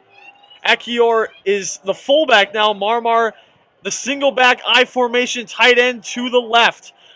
Huge rush from Anoka's front line, and it's going to be a play action thrown to Ekior, incomplete. It'll bring up third down. So we saw a lot of that in the first half. We saw a lot of 5-6 man rushes from Anoka. And just like it worked in the first half, it's working once again. And Osseo will be faced with their first third down of the half. Again, that intended pass was to Jeff Ekior. Marmar lined up as a receiver out left. Harmon and Caven receivers out right. Jupal, the tight end, to the right. The setback is Ekior. He takes a snap. He's looking left, fires it to Marmar, and he will get wrapped up immediately. Forward progress puts him about the 36, and it'll bring up fourth down. And here comes the punt team for Osseo. So first drive of the half, a 3-and-out for Osseo as they try to catch Anoka off guard. Good snap. Great punt. Ball's going to land at about the 42-yard line. Forward's going to probably put it about the 47. 50 on the dot. So a net punt of about 14. Not a very solid punt to start the half.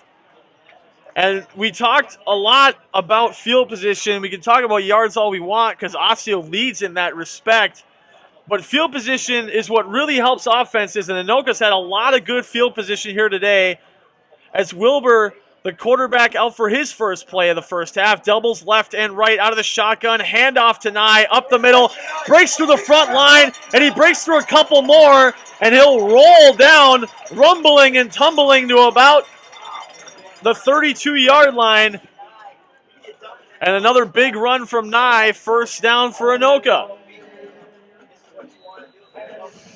If you look at both teams, they're almost clones of each other. Marmar and Nye, real big bone-bruising backs.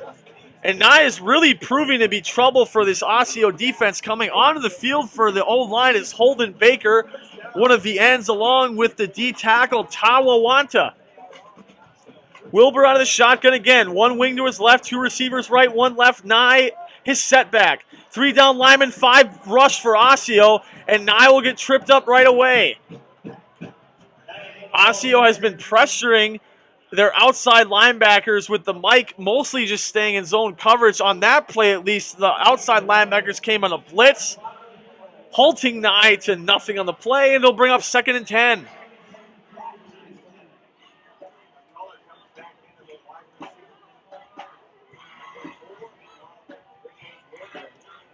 So 2nd and 10 again for Anoka. 2 receivers coming out left, 1 receiver right. Similar formation we've seen all game. 3 down linemen, 5 on the line for Osseo. 5-man blitz once again. Rolling out left is Wilbur. He's going to air it out towards the sideline. It's going to be incomplete. No flags in the field. Great coverage on the play by Oblon Nema. The backer looking like a corner out here. And it's going to be 3rd and 10. Especially at the high school level, rolling out opposite your throwing arm makes for a very tough pass. Still enough put on that ball by Wilbur. It was just better coverage on Osseo's behalf by Nema, and it'll bring up 3rd and 10. So doubles left and right once again. Corners backing off the line of scrimmage. Wilbur out of the shotgun. Nye set back to his left. Looking left. He's going to air it deep over the middle, and it's going to be complete for a huge first down for Anoka. That's their first positive passing play of the game. That was to Josh Larson, the tight end. And Anoka has their first down of the half. Inside the red zone for the first time. Ball on the 16. I believe he was wrapped up by Landers on that play. Doubles left and right once again. Osseo looks to be pressing a little bit this time, not that much. 3 down linemen, another 5-man blitz once again. Quarterback keeper by Wilbur. And he is going to be wrapped up by 3 Orioles. They were definitely looking for the strip there. They could not get it. The facilitator on that tackle was Adinka Otoyumbo. One of the Orioles in on the tackle there, and it'll bring up 2nd down and 10 once again. Back on the field for Anoka is Larson. He came in and got the last conversion on 3rd down. 2 receivers right, 1 left, 1 wing out to the left as well. Takes the snap. It's going to be a handoff to Nye to the outside. He's got some room, cuts it up to the middle of the field to about the 10, and 2 flags roll in. I'm assuming it's going to be holding since of where the flags were thrown.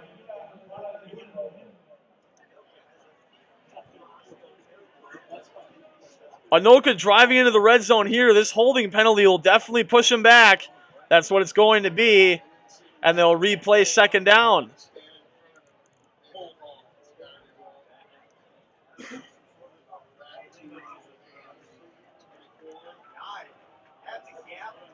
So 2nd and about 19 for Anoka.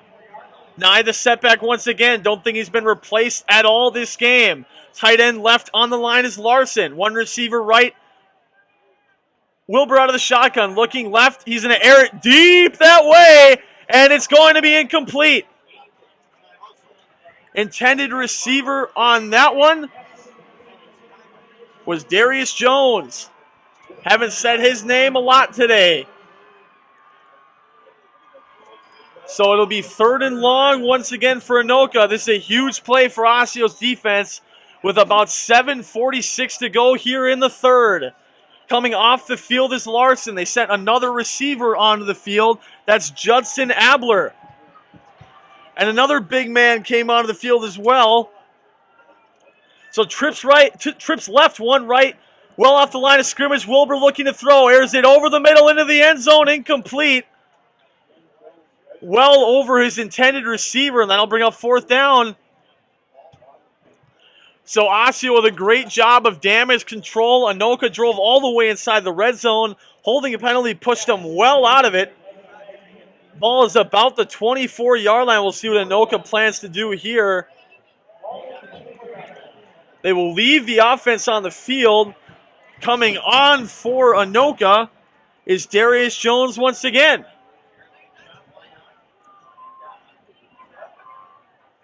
Osseo 3-down linemen, both safeties pressed well off the line of scrimmage. Look for Fowler to make a play on the left side where the trips are. Wilbur out of the shotgun looking right now. Airs it deep to the right corner of the end zone. That ball is intercepted. He'll return it out of the end zone. Has some blockers in front of him. Has some room to go. Ball to the 40. Cuts it up to the 50. He shakes another. He's got a couple of men to beat. And he'll be taken down at about the 48-yard line. Johnson Fowler on the interception. And Osseo has a football once again. Their 5th interception of the year. Their 8th turnover as a team. And we talked about Johnson Fowler being a playmaker defensively. He sat back in coverage, recognized the pass, a phenomenal cutback. Might look at him as a slot receiver later on in the game if I was Stockhouse. Nonetheless, Osseo, great field position once again, with a chance to retake the lead here in a hostile environment at Goodrich Field here in Anoka. And players are stepping back. I'm not sure what the referees are conversing about right now. Flag it about the 23-yard line.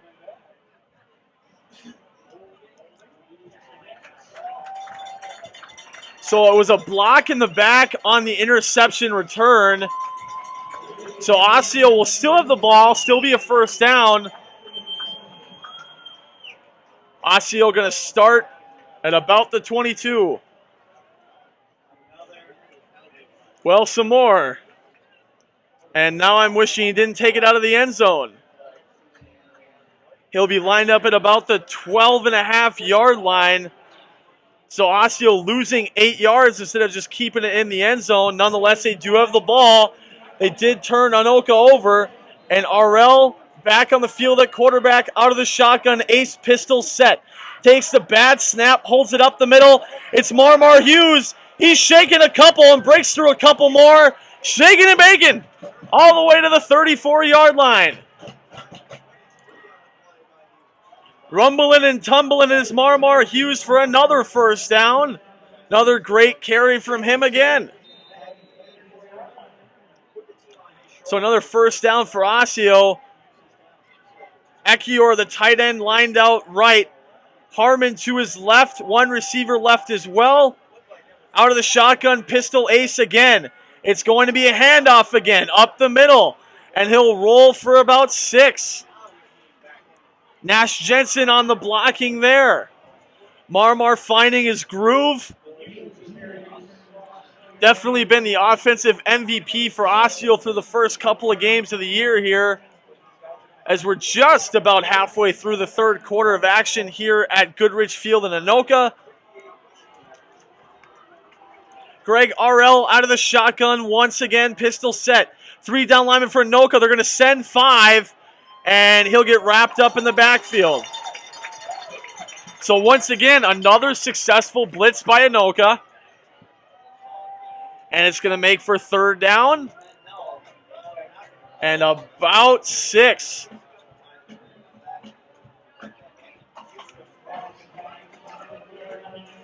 Coming off the field for Osseo is Drew Paul, the blocking back, similar to Darius Jones on Anoka's side. Big third down here. Don't want to waste the turnover. Need to get some points off of it. Harmon and Caven lined out as his respective receivers out of the pistol ace once again. And some movement up front for Anoka, and they will throw an encroachment flag.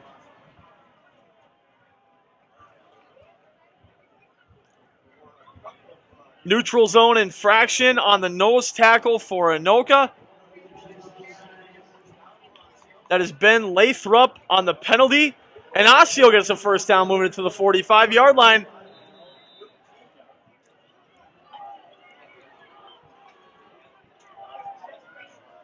Karen Harmon's receiver out right, Caven to his left. Same formation. We've been running the whole drive. Out of the shotgun. Handoff Marmar. Up the middle. Has some room. Cuts it up to the middle of the field. Breaks through some more. Rumbling and tumbling. There's a fumble on the field. And is picked up by Anoka. And they're going to mark Marmar down on the ground at the 38-yard line. Woo!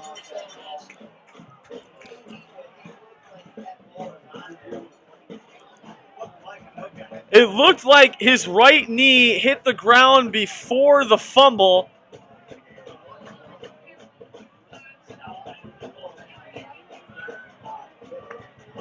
And it's going to be a first down for Osseo. Another great run for Marmar.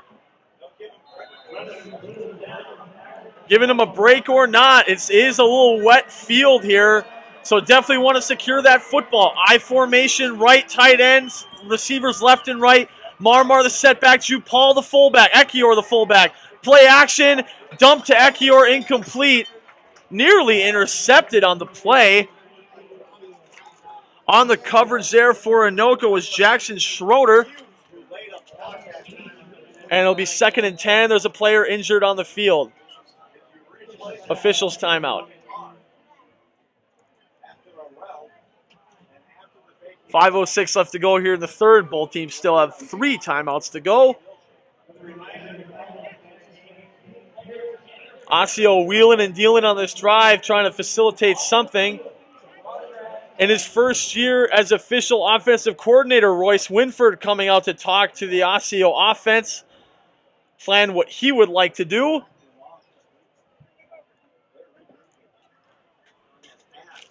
We talked a lot about the Andover game and how, at least on Osseo's side of the ball, Harmon had some huge plays. Caven had a really big play as well. Harmon had a punt return that got called back.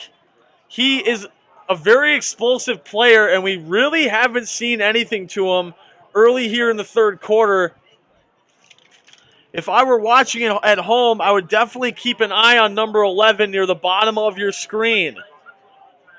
See if he gets involved sometime soon in this offense. Corner is well off of him on the line of scrimmage.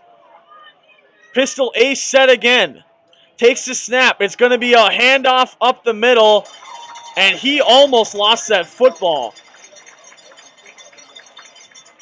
Not a very good handoff to Ekior, not a very good snap either, regardless. And it's going to be 3rd down once again.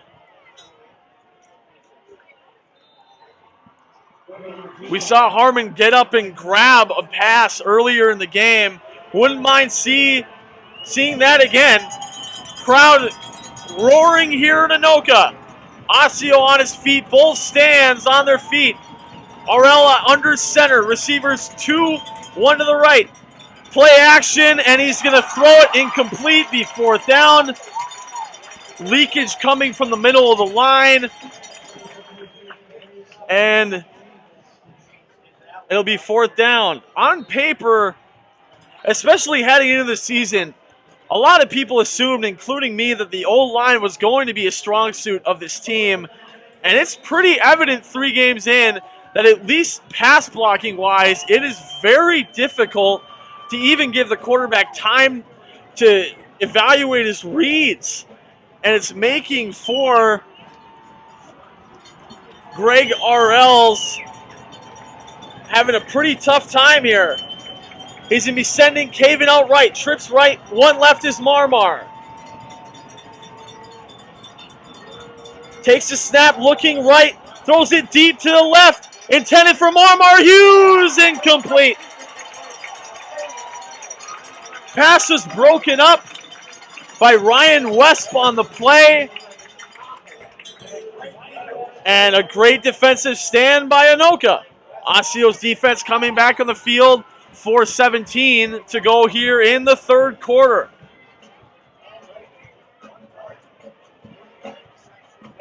So pretty solid field position once again. That's been the tale of the tape today.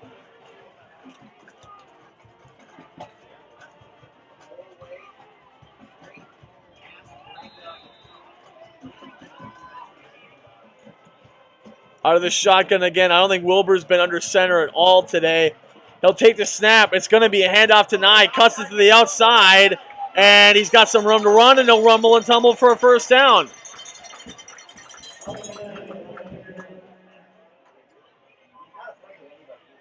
Gonna have to make me start coming up with some new lingo up here in the booth. Nye and Marmar both making it very difficult for the defenders to wrap them up. Both running with such a ferocity, not caring who is coming to try and tackle them, as it'll be a first down for Anoka. 2 receivers left, 1 right. Handoff to Nye once again. Tries for the stiff arm, cuts it outside. And he'll step out of bounds at about the 42. Pushed out on the play by Parnell Taylor, the safety.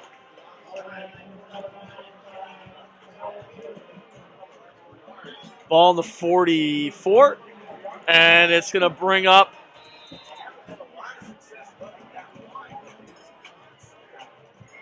second down here.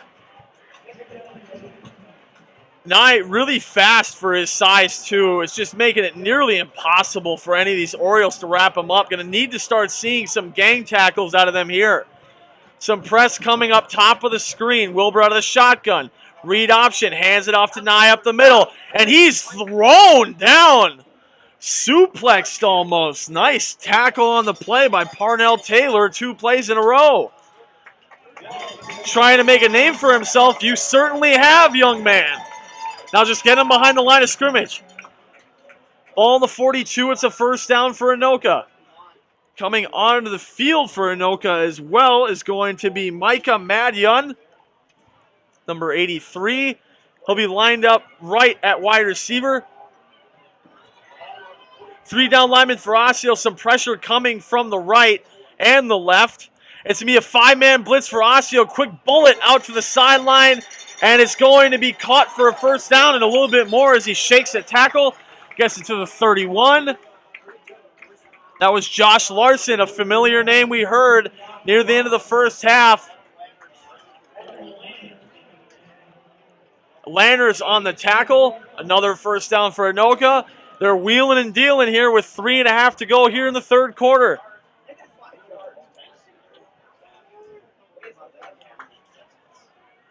Doubles left and right once again. Hopefully Falla can make a play up top.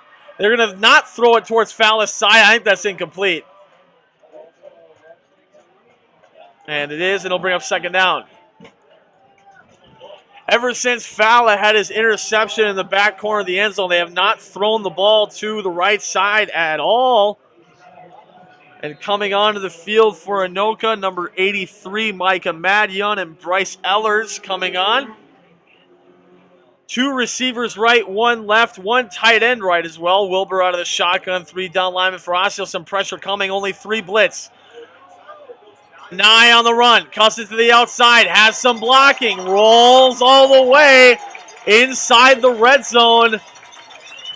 And Ollie Nye giving Osseo's defense some fits here. Another huge run for Ollie Nye.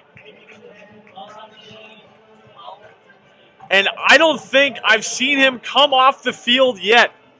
Whenever Anoka's been on offense, the workhorse running back, Ollie Nye, has been on the field. Almost Adrian Peterson-like. It's like he gains more energy the more he runs. Osseo going to need to start sending some pressure early. Wilbur takes the snap. It's a low one. Throws it deep corner of the end zone. Has a man incomplete, overthrew him. If we just look again at Wilbur's passing stats for the first 2 games of the year. No touchdowns passing, 2 interceptions. 15 for 32. Under 50% for completion percentage. Negative 5 yards passing in the first half. And he's wheeling here in the second half. Some adjustments obviously made by Anoka. There's a timeout on the field.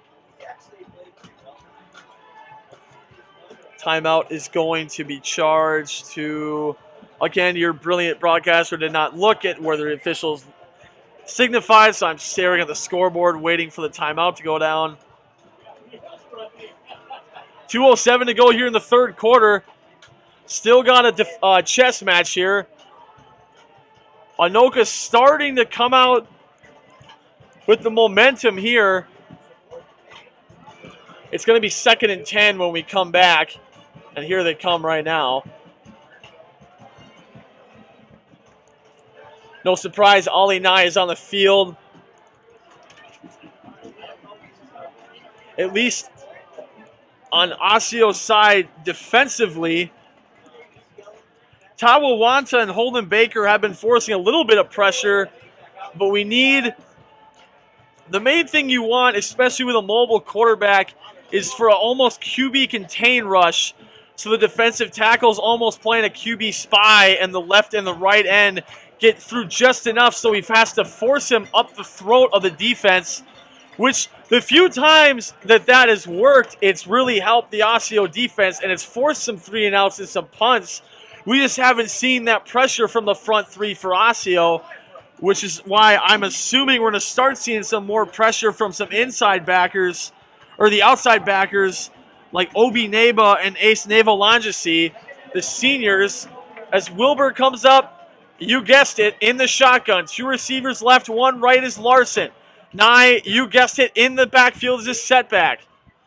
Waiting for the referee to give us our go here on 2nd and 10 inside the red zone. Anoka threatening to make this a 2-possession lead. Takes the snap, handoff Nye, bounces to the outside, shakes the tackle, and he'll get gain tackle but still keep moving. This kid does not like to go down. Big dog pile there, and it's going to bring up 3rd and long once again.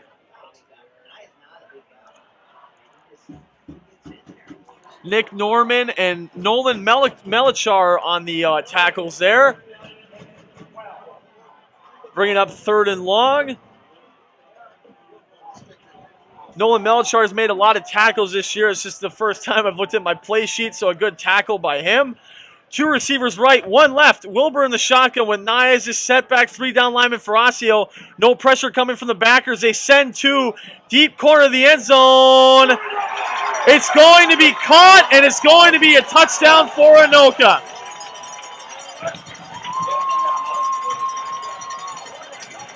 So Anoka takes a 2-possession lead. Back corner fade in the end of the end zone. The receiver on that play, Judson Abler.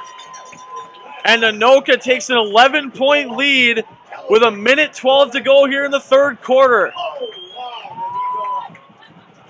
And he definitely got up there for that reception. And here comes the extra point try for Anoka.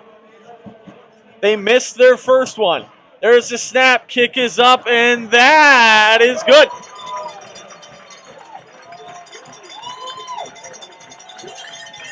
So Osseo scoring 13 points in the first quarter against Maple Grove. Had a tough time scoring in the second half. They're not scoring as well in the second half here.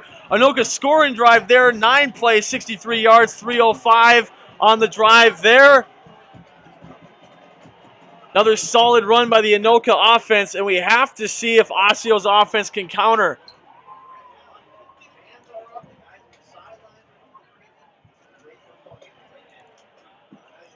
Osseo's got some fans on the sidelines, but if you want to talk about how much home field advantage means to a team, we'll certainly see that for the Vikings on Sunday night when they play the Green Bay Packers. It's Little Tykes night here at Anoka. You got all the future of this program watching the high school program go to work, and they're definitely feeding off the energy that's being built here at this stadium. Osseo truly hasn't had the momentum in this game for a good while, and this next drive is going to be pivotal. Really going to be the make or break drive in this game, if you ask me. There's the boot. Squib up the middle, going to be returned from the 30. Runs it up the middle of the field to about the 43, where he'll be trucked down. That was the tight end, Wendell Smith.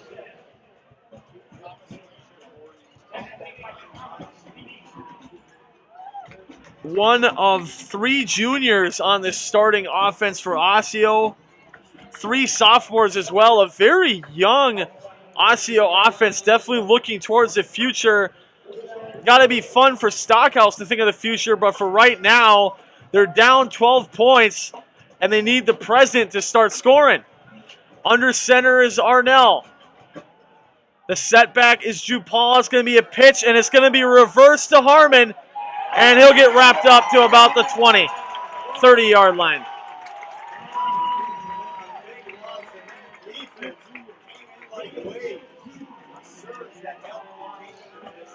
So a huge loss on the reverse there. We saw that play work in the second game of the year against Andover. Not as much there. That was Karen Harmon on the reverse. The pitch was by Jeff Ekior, and it's second in a century for this Osseo offense. Trips left, 2 receivers right, empty set for Osseo. 30 seconds to go. Arell out of the shotgun, takes the snap, looking right, throws it right corner for Marmar, incomplete. Well overthrown to Marmar, did not hit his receiver at all. There's a flag on the play, hopefully against Anoka.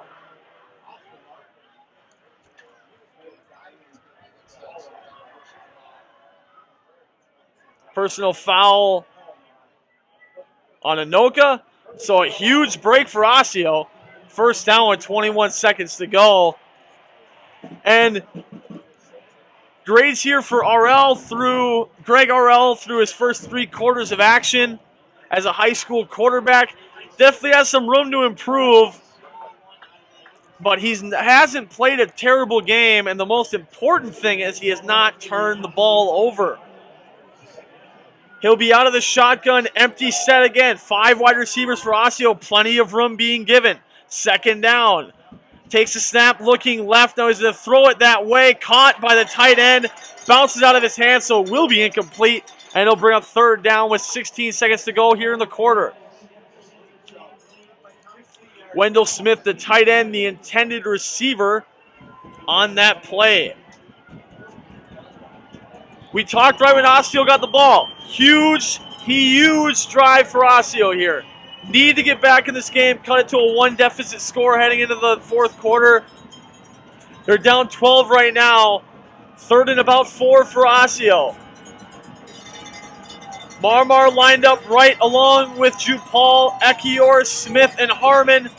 Out as receivers left, out of the shotgun is Gerald. Takes a snap, bubble out to Harmon, and he's going to cut it upfield, get the first down and a lot more, and he'll get pushed out at about the 35-yard line.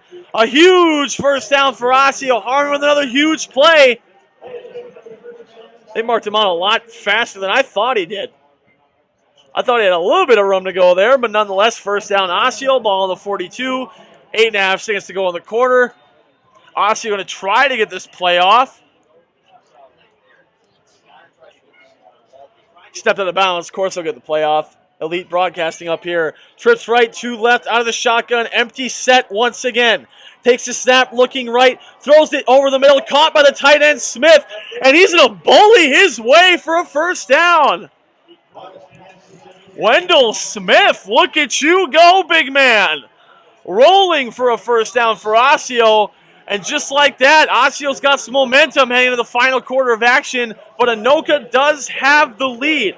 15-3 is your score after 3 quarters of action here at Goodrich Field, home of the Anoka Tornadoes. Both coaches organizing here. One of the things we talked about heading into the second half was that running the football was going to be an emphasis by Anoka. Passing the football didn't really work in the first half. You obviously want to try to go to it as much as you can, and they've been going to it, and it's been really successful. And Osseo's definitely got to step that up defensively. Offensively, though, starting to get the formation of a scoring drive here for the O. Marmar having some really nice plays. Greg Errol having some nice passes. Wendell Smith, the most recent reception there. A very nice play down the middle. Karen Harmon doing what he does for the first 3 games of the year, making big plays in big moments like Osseo needs it. And they're coming back on the field. 12 minutes left of action here at Anoka. Osseo down by 12. Another empty set for Osseo. Trips to the right, 2 left. Takes a snap. Quick bubble out to Harmon. He'll cut it upfield. Good block. Has some room to run. And he'll get bullied out of bounds at about the 16. Another nice catch and run by Harmon. You talk about the yak ability for wide receivers. The yards after catch ability is huge at any level. I'm not going to say especially high school level because it's important, again, at every level. But to just simply catch it and go down is not enough. Harmon, a phenomenal yards after catch wide receiver, and he's definitely been showing it on this drive. They're going to move Smith over to the left, the receiver in the slot. Jupal, the receiver, to his left. Again, out of the shotgun, takes snap, quarterback keeper up the middle, and he'll get a couple. Not enough to write home about, but it is not negative yards, and he'll bring up second down. Greg RL on the carry. A name offensively we have not heard a lot about for Osseo has definitely been Julian Caven. Be interested to see where he's been if they do decide to go to him. If Greg RL is looking in his direction, Caven is going to be lined up in a quad set on the left side. Marmar, the lone receiver, right. RL out of the shotgun. He'll take the snap. He's looking left. Bubble out to Harmon. Cuts it up the middle of the field. And again, finds some yardage there. Gets it inside the 15. It will be third down. But Harmon keeps grinding for yards after the catch. Doing a phenomenal job of it as well. We've been throwing the ball out of the empty set a lot here. I would love to see some smash mouth football and give Marmar a chance to run the ball here. I'm sure the old lineman would love a change from the pass block into the run block and really bully this Anoka defensive line. They have 3 down linemen, 2 linebackers pressing. RL out of the shotgun, 2 receivers right, pistol set, takes the snap, looking right, rolls out that way, throws it towards the back corner. It's going to be caught for a first down. A huge play to Julian Caven. There he goes. And it's going to be first and goal for Osseo. 10:21 to go here in the fourth quarter. Substitutions for Anoka. Coming off the field there was Nate Murphy, the linebacker. And coming on the field for Osseo, coming off the field is going to be Harmon. Comes back on the field now. Ekior on the field along with Caven. Jupal the setback, single back, ace formation for Osseo. Handoff up the middle. He's got some room to run. Untouched into the end zone. Look at you run, big man. Osseo right back in the football game. Aaron Jupal. His first touchdown run of the year, and it makes it a 1-possession game for Osseo. With 9:51 to go here in the quarter. Phenomenal blocking up the middle by Brent Techhatz and Chris Royston, the center and right guard respectively. Creating a gaping hole, and I'm not underestimating the word gaping. He walked in untouched. And that must be pleasant feeling for Jupal as he's been getting bullied blocking all game. And here comes the extra point try.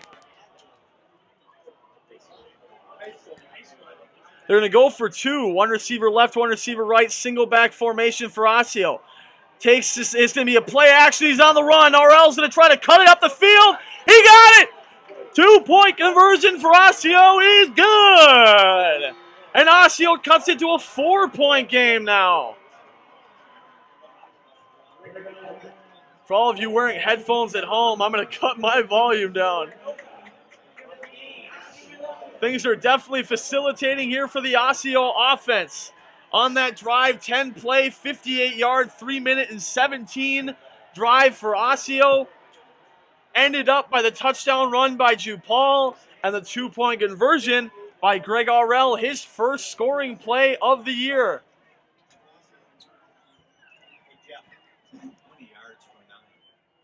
He's over 100.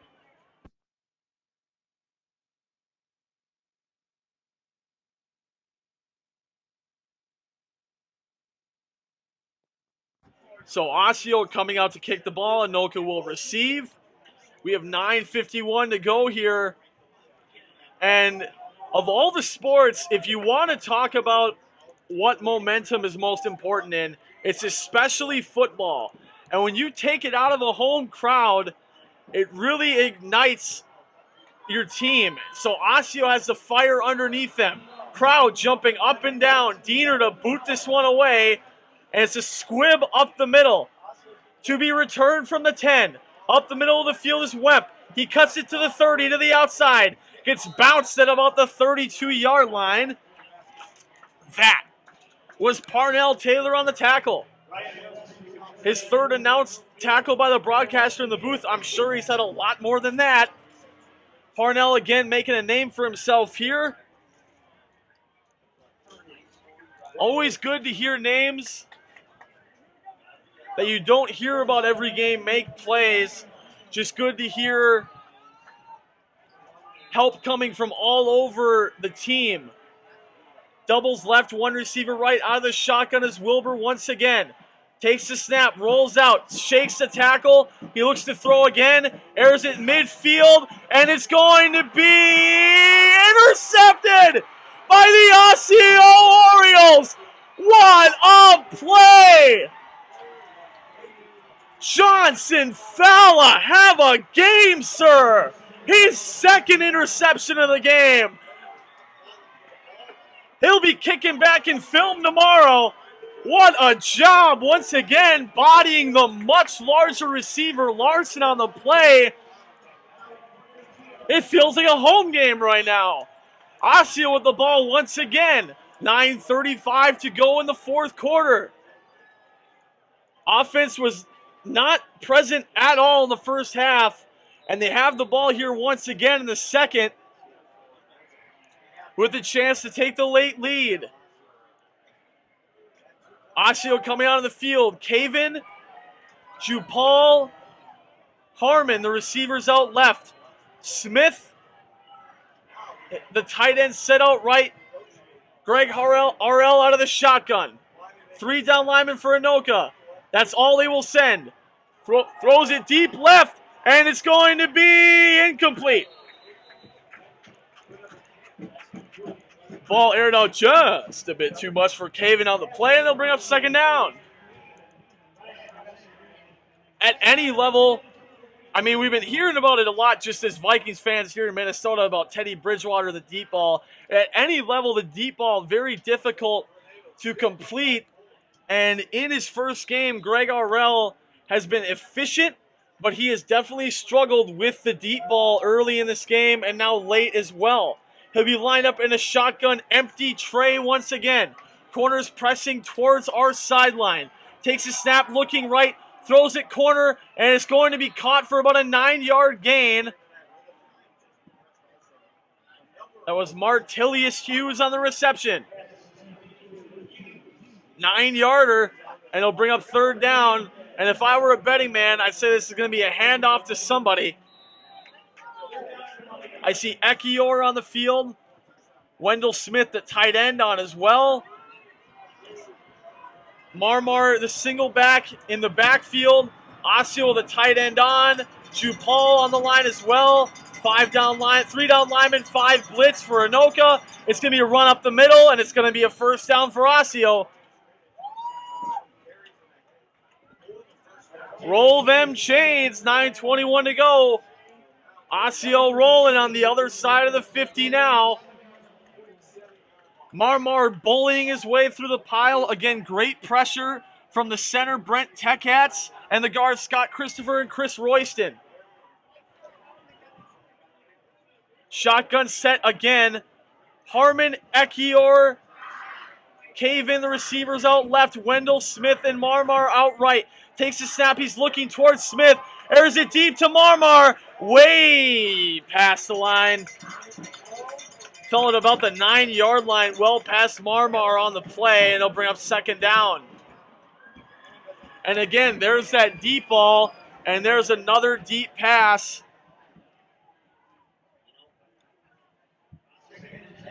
That just wasn't on target. 8:53 to go here in the fourth quarter. 4-point game. Anoka currently leading. Osseo threatening to take that lead back. They have not had the lead since a 3-point lead in the first quarter. Trips left, one right, shotgun set for Osseo. Takes a snap, bubble, and it's going to be a illegal procedure on Osseo. There was a late movement. There was not enough players on the line of scrimmage on the left side. Harmon tried to sneak up there really quick for the play. I was hoping the refs didn't see it. Crowd definitely saw it. And it's going to be a 5-yard penalty, bringing up 2nd and 15 for the Osseo offense. 2nd and 15 for the O. Now they're back on the other side of the 50. Good pressure coming from Anoka's front three and outside backers all game, especially on a 2nd and long. Look for a blitz here. Smith bumped out wide.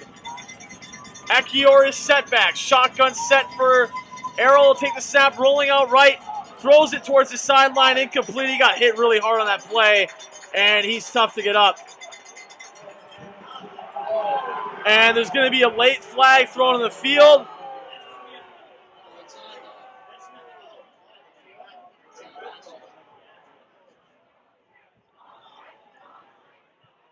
And Greg RL is down. Helmet has been thrown off. He got hammered on that play. Hopefully he is okay. Sideline infraction on Osseo.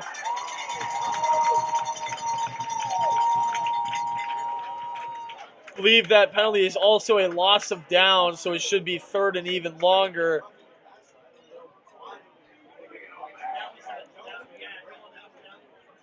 A lot of people on the Osseo sideline thought that initially that was a roughing the passer penalty, but I couldn't imagine a flag being thrown that late for that. RL still on the ground. Again, hopefully he's okay. I believe he just got the air knocked out of him. We will let him have his piece here. 8:46 to go here in the 4th quarter.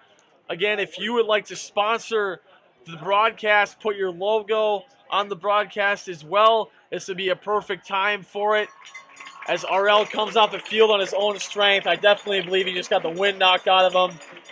Marmar most likely going to be the quarterback for one play. I could see him jumping back in. Email any questions you have to our email located on our website at astroproductions.com. Couple of more shout-outs to the broadcast. Sister Mary Pat Thune and everyone up in UMD Duluth, alumni of the Osseo Orioles, thanks for tuning in to the broadcast. Any other alumni, thanks for tuning in as well and rooting on your Osseo Orioles as they try to come back here in the 4th quarter. 2nd and a century. Marmar, the quarterback now. He'll take the snap. It's a low one.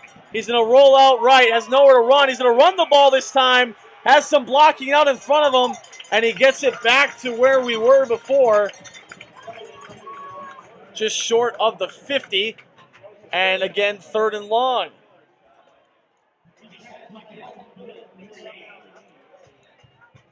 Marmar looks like, for the moment, staying at quarterback.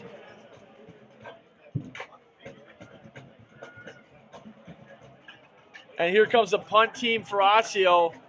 Again, still plenty of time left. 8 minutes to go. See if that punt can catch him off guard here. Anoka looks to be sending the house. There's the snap, and there's the punt. Low punt, not a lot of give to it. Takes an Osseo bounce for sure to about the 26. As far as ending yardage goes, that's the best punt of the game for Osseo. The punts have not been stellar, but we will take that field position right there.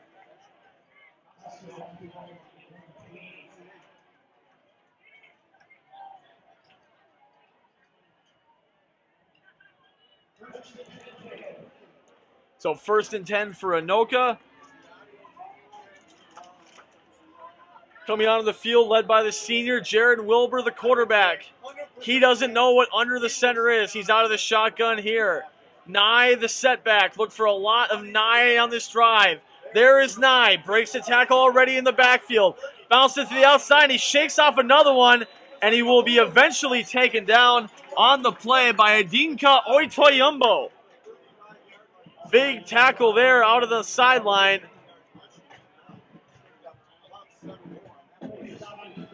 Nye just making a case for himself to be the MVP of this game. He has been a constant force on the Anoka offense. And under center is Wilbur. I formation. Money's on a run here. And it's going to be a handoff to Nye up the middle. And he shakes off a couple more. And he's got some room to run. One man to beat. And he's going to be taken down at about the 24-yard line. And more flags fall on the field. I believe the first one is the referees might have seen a face mask. I definitely didn't see one. I'm curious to know what any of these flags are.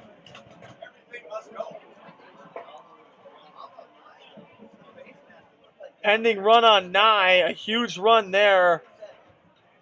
I definitely saw a jersey tug. I don't believe I saw a face mask on Nye, but that is what the referees are conversing about right now. Coming onto the field for Osseo. Parnell Taylor, the safety, coming off the field. O.P. Haas and Adinka Oitoyumbo.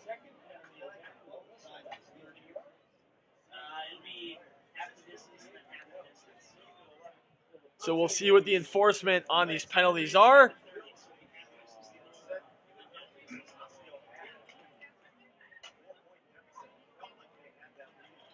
So Anoka right back in the scoring distance with just under 7 minutes to go.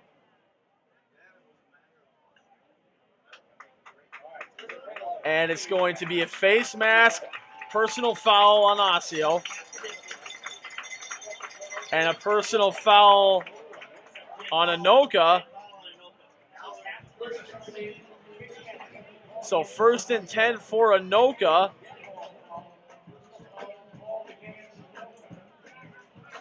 I believe those penalties will negate and the ball will end up where Nye was tackled. Coming onto the field is Wilbur. Anoka trying to dagger the Orioles here. Defense trying to keep them in the game. He's going to need some big pressure from Holden Baker, Ty Wanta, and Jacob Jones on the D-line.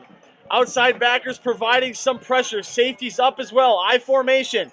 Handoff Nye to the outside. He's got some room to run.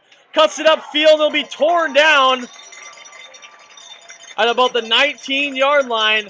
Another successful run for Ollie Nye.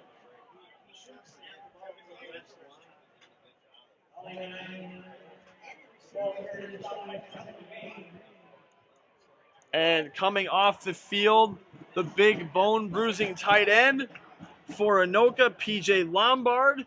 Coming onto the field, Judson Abler caught a touchdown pass earlier this game.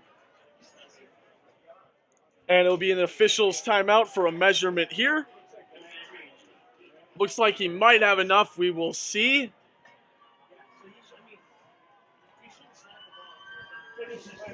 Hopefully that ref doesn't get in the way here.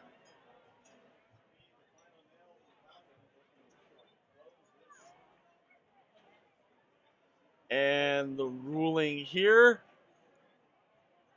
is going to be that he looks like he's short.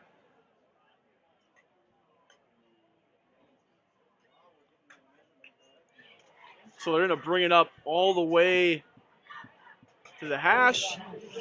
And it's going to be a short. 2nd and inches, maybe even like 3 inches for Anoka. They're very close to the first down here. We've seen a lot of pressure from Anoka's D-line. Osseo's D-line got to make some pressure here. Got to get to Nye in the backfield. In the shotgun is Wilbur. Nye, his setback. O-line calling some audible safeties up for the Orioles. Wilbur out of the shotgun, takes a snap. Going to be a handoff to Nye up the middle. Shakes through a couple tackles, and he will be brought down At about the 15, first down for Anoka. 6:32 and counting to go in the game. Even if you hold them to a field goal here, it still gives Osseo a chance to come back in this game. A touchdown for Anoka would all but likely be the dagger. We called on his name earlier, Johnson Fowler, with 2 interceptions today. Look for him near the top of your screen, covering Jacobson. I formation. Nye, the running back, takes the snap. Up the middle, bounces it outside, has some blocking, tripped up at about the 9. So it'll bring up second down. Ollie Nye, another great carry.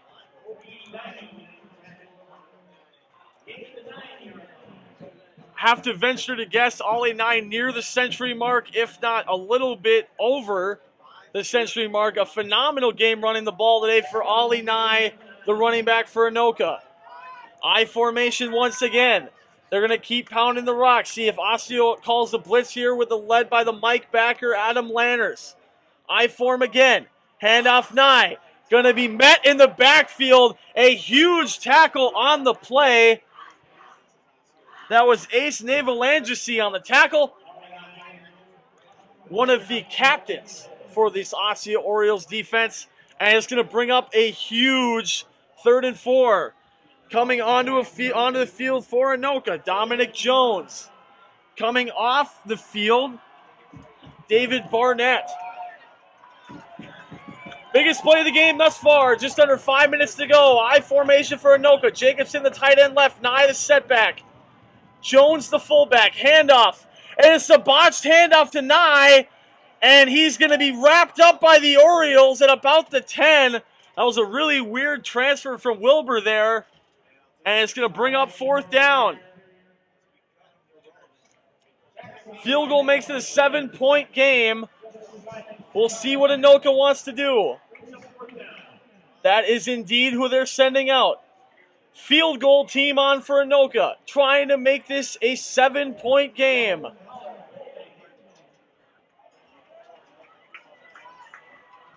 Straight away is the kicker. Snap, good, hold, kick is up, and it is good. Anoka. 18-11 is your score. 4:10 to go in the game. Osseo will be getting the football back with a chance to answer and a chance to tie this up, if not take the lead.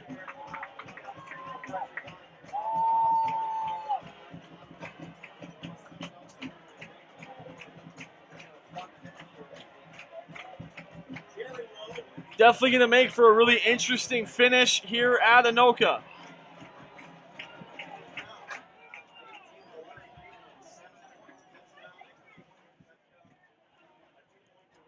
It was a 7-play, 63-yard drive that lasted 3 minutes and 40 seconds. Another solid offensive drive for Anoka, driving down the field.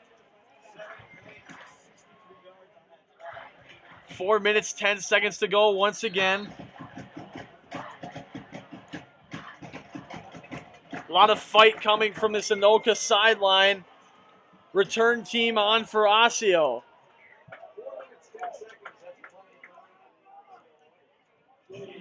Plenty of time for the Orioles, plenty of timeouts, but time is not what they're worried about.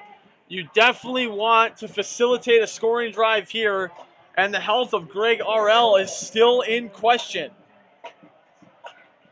He was injured, if you remember, on the last drive.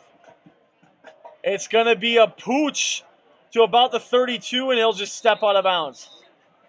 Good job by Landers on the return there, just to catch the ball and give Osseo pretty good field position. The word of Harmon and his big playability is most likely spread around the state. They're definitely avoiding the kick to him. And coming on the field for Osseo, not sure who the quarterback is yet. It's going to be RL. He's back in the game. Doubles to his right, doubles to his left. Wendell Smith, the tight end, on the right side. Empty set. Takes the snap. Looking right, throws it right, and it's incomplete. intended for Harmon on the play. Another high throw. Definitely been having a rough go of it, placing the passes where he'd like them to go. Almost all of his errant throws today have been over the intended receiver. So that'll bring up second down for the Orioles. Ekiyor and Caven lined out left. Marmar, Harmon, and Smith lined out right. Empty set for RL once again. Takes the snap. Looking right, rolls out right. He's going to air it over to the deep corner in the middle. Incomplete. As a flag on the play for holding on Osseo. 3:59 to go here in the quarter.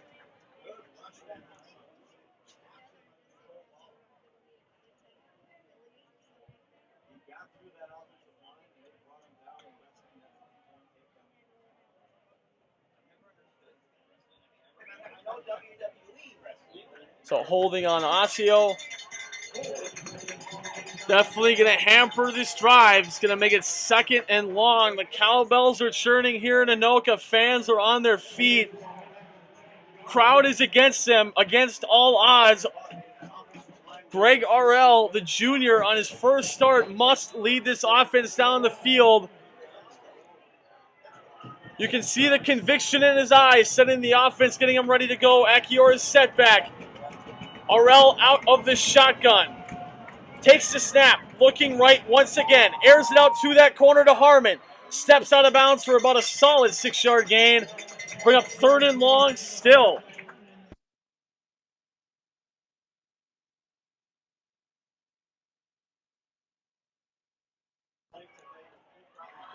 So third down for the Orioles.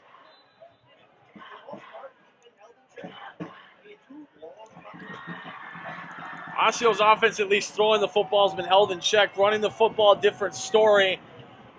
Going to see the arm of RL here. Plenty of room being given towards our side on the camera here, especially near Wendell Smith, the tight end. He'll take the snap. He's looking left. Now he's going to air it out deep over the right corner, and it's going to be intercepted. Intended receiver was Harmon. Ball is going to land at about the 34, 3:47 to go. Osseo still with all three of their timeouts. Big drive coming up for the defense. So Greg RL throws his first interception of the year. Also, the first interception thrown by any Osseo quarterback this year.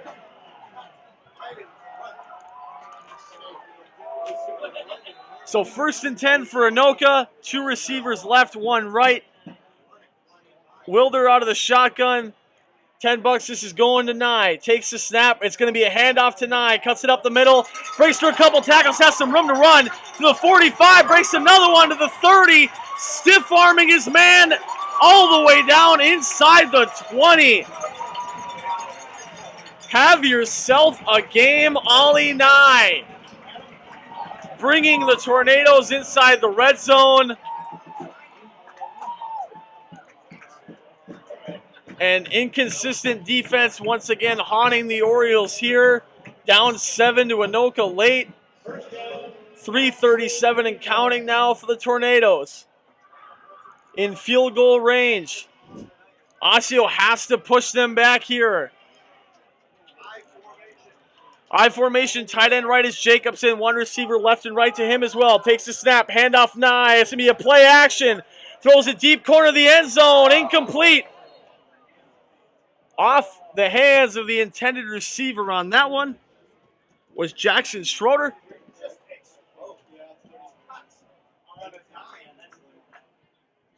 Micah Madion was the intended receiver there, excuse me. So coming off the field now is Devin McCullough, bringing some big old linemen in. Looking to pave the way for Nye. Osseo should be pressing the line here with their backers. That's what it looks like they're going to do. 3 down linemen, but the 4 backers are right on the line of scrimmage. I-form set once again for Anoka. Takes a snap, handoff up the middle of the 9, bounce to the outside. Pancake block, gets it to about the 10, and they'll be taken down at about the 6-yard line. And that is going to be 1st and goal for Anoka. Timeout on the field. Osseo defender down on the field.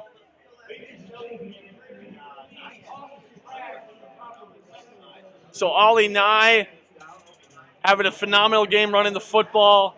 That down on the field, for any parents wondering at home, is Ableon Nema, the linebacker.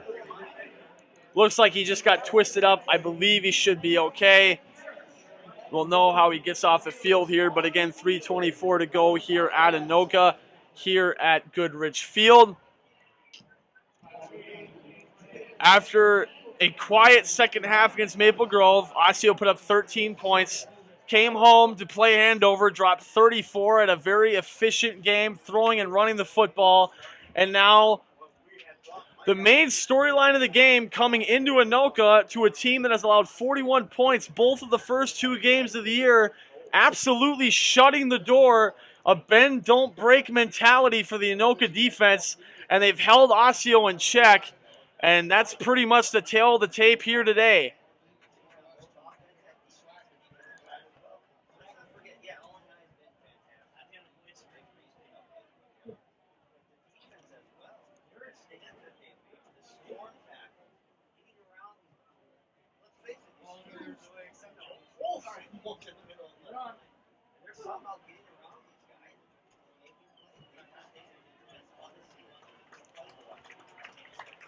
So coming off the field on his own strength, definitely good to see.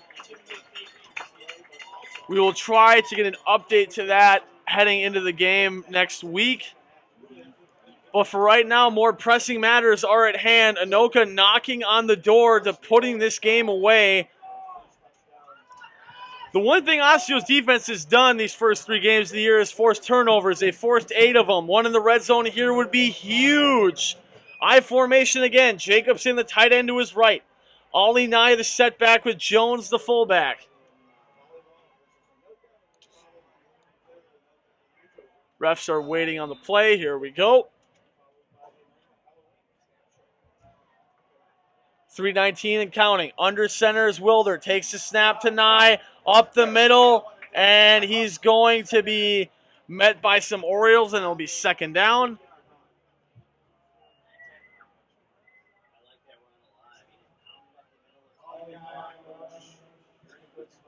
Ollie Nye in the carry once again. 2nd and goal.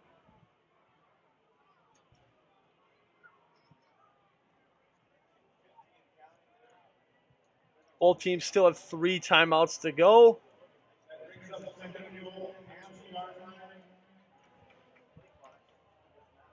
Second down for Anoka. 2:36 now. I formation. Goal line set for the Osseo defense. Nye on the carry. Breaks off a tackle, and there's the deal. Ollie Nye seals it up for Anoka. Another big run for the big man himself. Gives Anoka a 2-possession lead. That is Ollie Nye's 4th rushing touchdown of the year. He has 2 today. Best game of the season for him as well. 13-point lead, little over 2 to go. And after a very impressive game against Andover last week, pending the extra point here, Osseo looks like they're back to square one. Kick is good. 25-11 is the score on the scoring drive right there for Anoka. 5 plays, 66 yards, minute 18, time on the clock. Another solid drive for Anoka, led by a solid man, Ollie Nye. Offensively, it's been feast or famine. Not really even feast, to be completely honest. Mostly famine the first 2 games of the year. But they are feasting today here in Anoka. Any mathematicians at home, Osseo came into the game averaging 25 points allowed defensively. Look at the score right now. Definitely have some adjustments to be made on the defensive side of the ball. Heading into next week's big game at home against Totino Grace. Testino Grace has definitely turned into a rivalry for this Osseo program. Many bouts in the state tournaments, many bouts in the section championships, bouts for division championships on the line. Anybody with history in those two teams knows how big the matchup is next week. And Osseo's going to have to rebound to get to competitiveness against TG next week. Ball will be returned at about the 39-yard line. Solid return there on the pooch kick. And coming out of the field for Osseo will be the offense. Harmon, Caven, O-line coming out. Haven't really given the O-line a shout out. They've been bullying a little bit today. Brent Tekat, Scott Christopher, Chris Royston, Nash Jensen, Jackson Ellert. Despite the score, I think that's your guys' best job on the O-line this year. Definitely room to improve for this whole offense, but the O-line has looked better. Greg RL out of the shotgun again. Trips bunch to his left, one receiver right. One setback in the backfield behind him. Takes a snap, rolling out right. He's going to look to throw deep down the middle, and it's going to be incomplete, nearly intercepted. Harmon on the breakup. The safety there for Anoka, waiting for that play. I believe that was McCollar.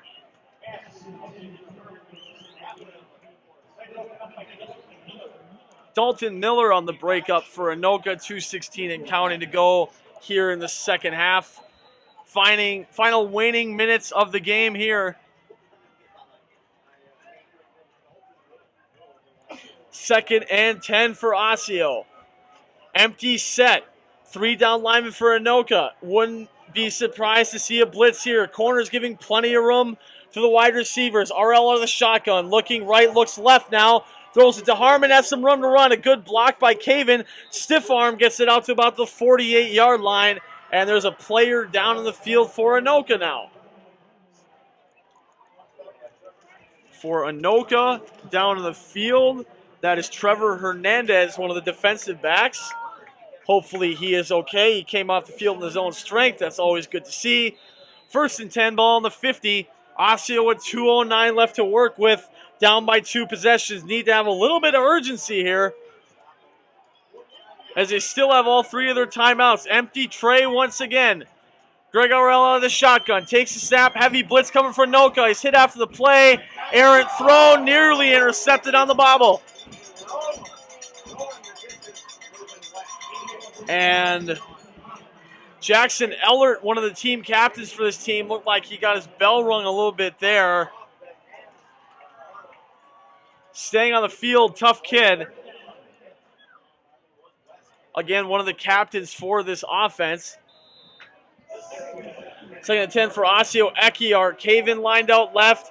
Marmar, Wendell, Smith, and Harmon lined out right. Out of the shotgun is Greg RL. 3 down linemen, that's all Anoka is going to send here. Takes a snap, and heavy pressure coming from the left is caught, and he gets about 3 on the play, and he'll bring up 3rd down.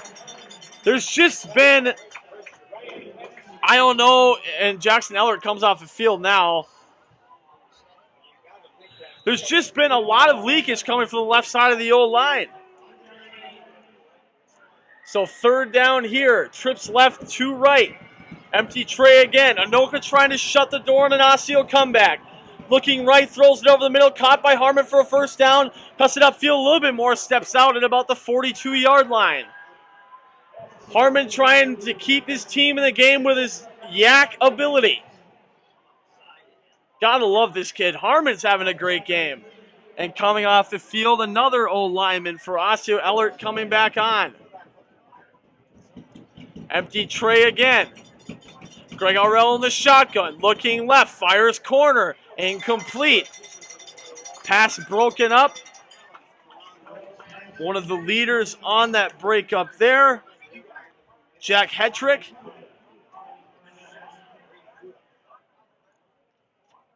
Second and 10, 1:25 to go here in the game.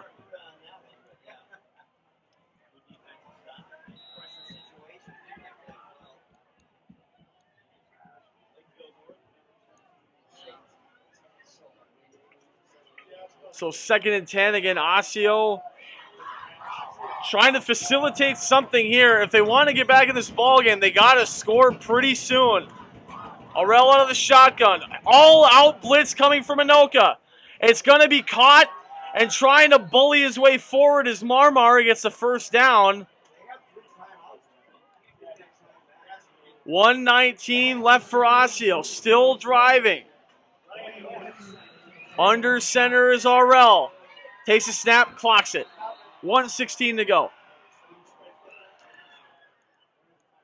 I will say one thing. If Osseo can score the next couple of plays here, maybe try to get an onside kick. Otherwise, they still will have 3 timeouts to stop the Anoka offense. There's still a ball game here.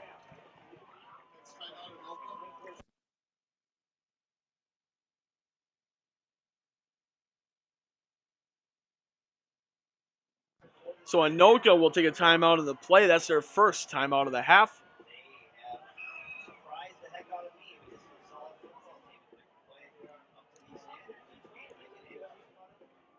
You know, when I sit down to write the stats and the collections before the first couple, or before coming into the game, just looking at both teams on paper, you're taught every week to not judge teams on paper, and yet you do countless times. And this Anoka offense and defense didn't look too superb through their first 2 games, but they are doing a phenomenal job here today.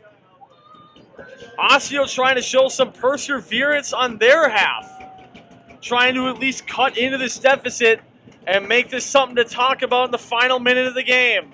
Takes a snap, looking right, throws it over the middle. It's going to be caught at about the 2 by Harmon. So Harmon, a big catch. Osseo running back to the line of scrimmage. Harmon, or RL looking to clock it. Ekior the setback in the backfield. Takes the snap. It's going to be a quarterback keeper, and he has nowhere to go. And now you wonder if Osseo's going to call that timeout, and they will.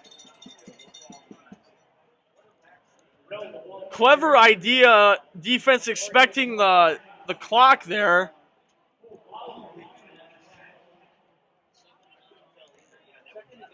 But despite that, they do stop.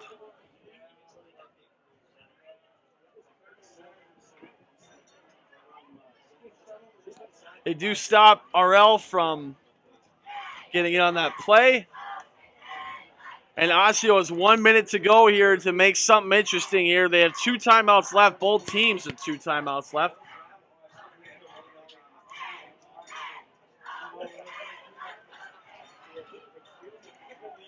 Turned out to be a very nice night here at Goodrich Field, home of the Anoka Tornadoes. If you've been here the whole game, we really appreciate you listening in. Spread the word. Next week, big game coming up against TG. Again, if anybody would like to sponsor the broadcast, just email us at our email at that website right there under your scoreboard, astroproductions.com. We thank everyone for watching, and hopefully we'll be thanking the Orioles for a phenomenal comeback here to end the game. It's 1st, 2nd, and goal for Osseo. I formation. RL under center. Heavy pressure coming from Anoka. There's the snap. Throws a bullet into the end zone, and they will rule it.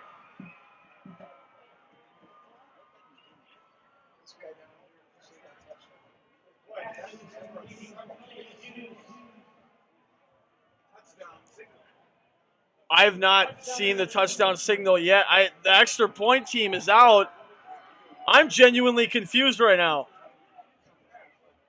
Extra point try for Dean Lum. And it is good. So I guess Osseo scored a touchdown. I didn't see anything from the officials.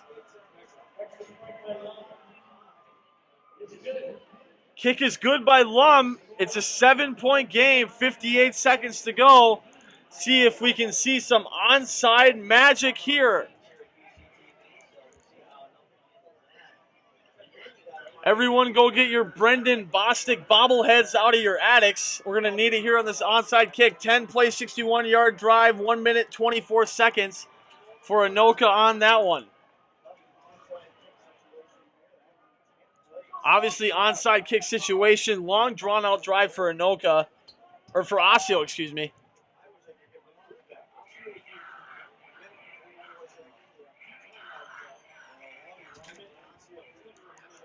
The little devout fans that are still here at Osseo, still trying to provide some support to their team. Get your rally caps out. Do whatever you do to make something lucky happen. Shark your hat. Get your Brendan Bostic bobbleheads, whatever you got to do. This is it right here. Onside kick try for Osseo. Trying to get the football back. Dean Lum will be kicking this one away. The 4 on the left and 6 on the right. The one thing that I do remember seeing in practice when I played with Dean Lum is that he's a very good onside kicker. Worked on it a lot with former special teams coach Jason Modine. Here it comes. There's the squib, and it's going to be recovered by Jacobson. There's a flag on the field. I believe it might be on an Osseo player touching the football before Jacobson caught it. And that looks like it's going to be all she wrote.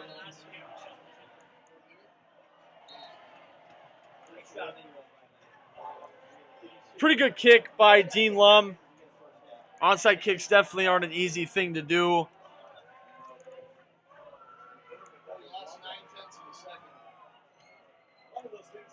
See what the referees are discussing. I'm assuming this is going to be a penalty on the Osseo kicking team. Otherwise, a no call. Nonetheless, Osseo with 2 timeouts left, 57 seconds left to go here in the game. Off the top of my head, not a great knowledge, and it's going to be illegal touching on Osseo. Not a great knowledge of how long a play clock is in high school football, but if Osseo does stop Anoka and gets the ball back on a punt, it's going to be around somewhere south of 10 seconds left. I know that. 1st and 10 for Anoka. Ollie Nyes had a great game. He's also played a lot. See if he's worn down. Might fumble the ball here. Handoff Nye. Cuts it to the outside. Has some room to run. Cuts it back upfield. And he runs it for an Anoka first down, I believe. They're going to check the measurement there. And if that is indeed a first down, that is going to be all she wrote. And Osseo's going to burn a timeout. 48.9 to go. Be expecting just some knees coming from Jared Wilbur, the quarterback. Anoka 0-2 heading into the game. 0-1 in West Metro Conference play. They look to move to 1-1 in West Metro Conference play. Osseo will also move to 1-1, but they will fall to 1-2 in their overall record. Osseo again next week.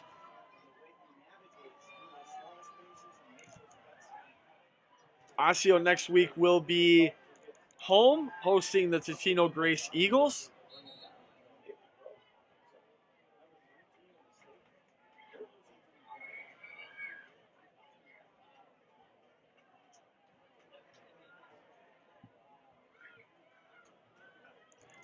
Here comes the Anoka offense here.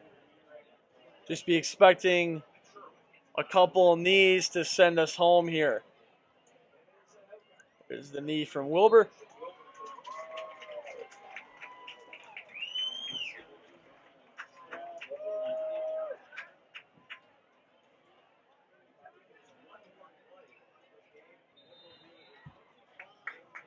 And one more ought to do it for Anoka. So a big game for Anoka. Had a couple of rough ones to start the year. They come in front of their home crowd. A lot of support on the home standing fans. They get their first win of the year. Osseo falls to 0-2 on the road. The final Anoka wins this one 25-18. A phenomenal game offensively for them, highlighted by the MVP of the night, Ollie Nye, the running back, 2 rushing touchdowns, well north of the century mark, rushing the football. Some takeaways for your Orioles. Greg Arrell had his first start as a quarterback in high school football. His second most likely will be next week against Tino Grace. Marmar had a pretty good game running the football. Osseo offense just had a pretty tough time maneuvering plays, getting scoring drives, anything they could really muster. And another tough game for the Orioles, another tough game defensively. They allowed 25 points once again. That is their average on the year. They had been pretty good against the rush heading into the game. Not so much today. Really inconsistent effort from the defense. Be really curious to see what we see next week from the Orioles at home. I believe it is homecoming next week as well. But as far as this broadcast goes, this is the final 25-18. The Anoka Tornadoes beat the Osseo Orioles here at Goodrich Field. Thank you for tuning in. We'll see you next week. I'm your broadcaster, Austin Thune, producer, cameraman, anything you want to name me. I pretty much did it. That'll be the final, 25-18. Thanks for tuning in.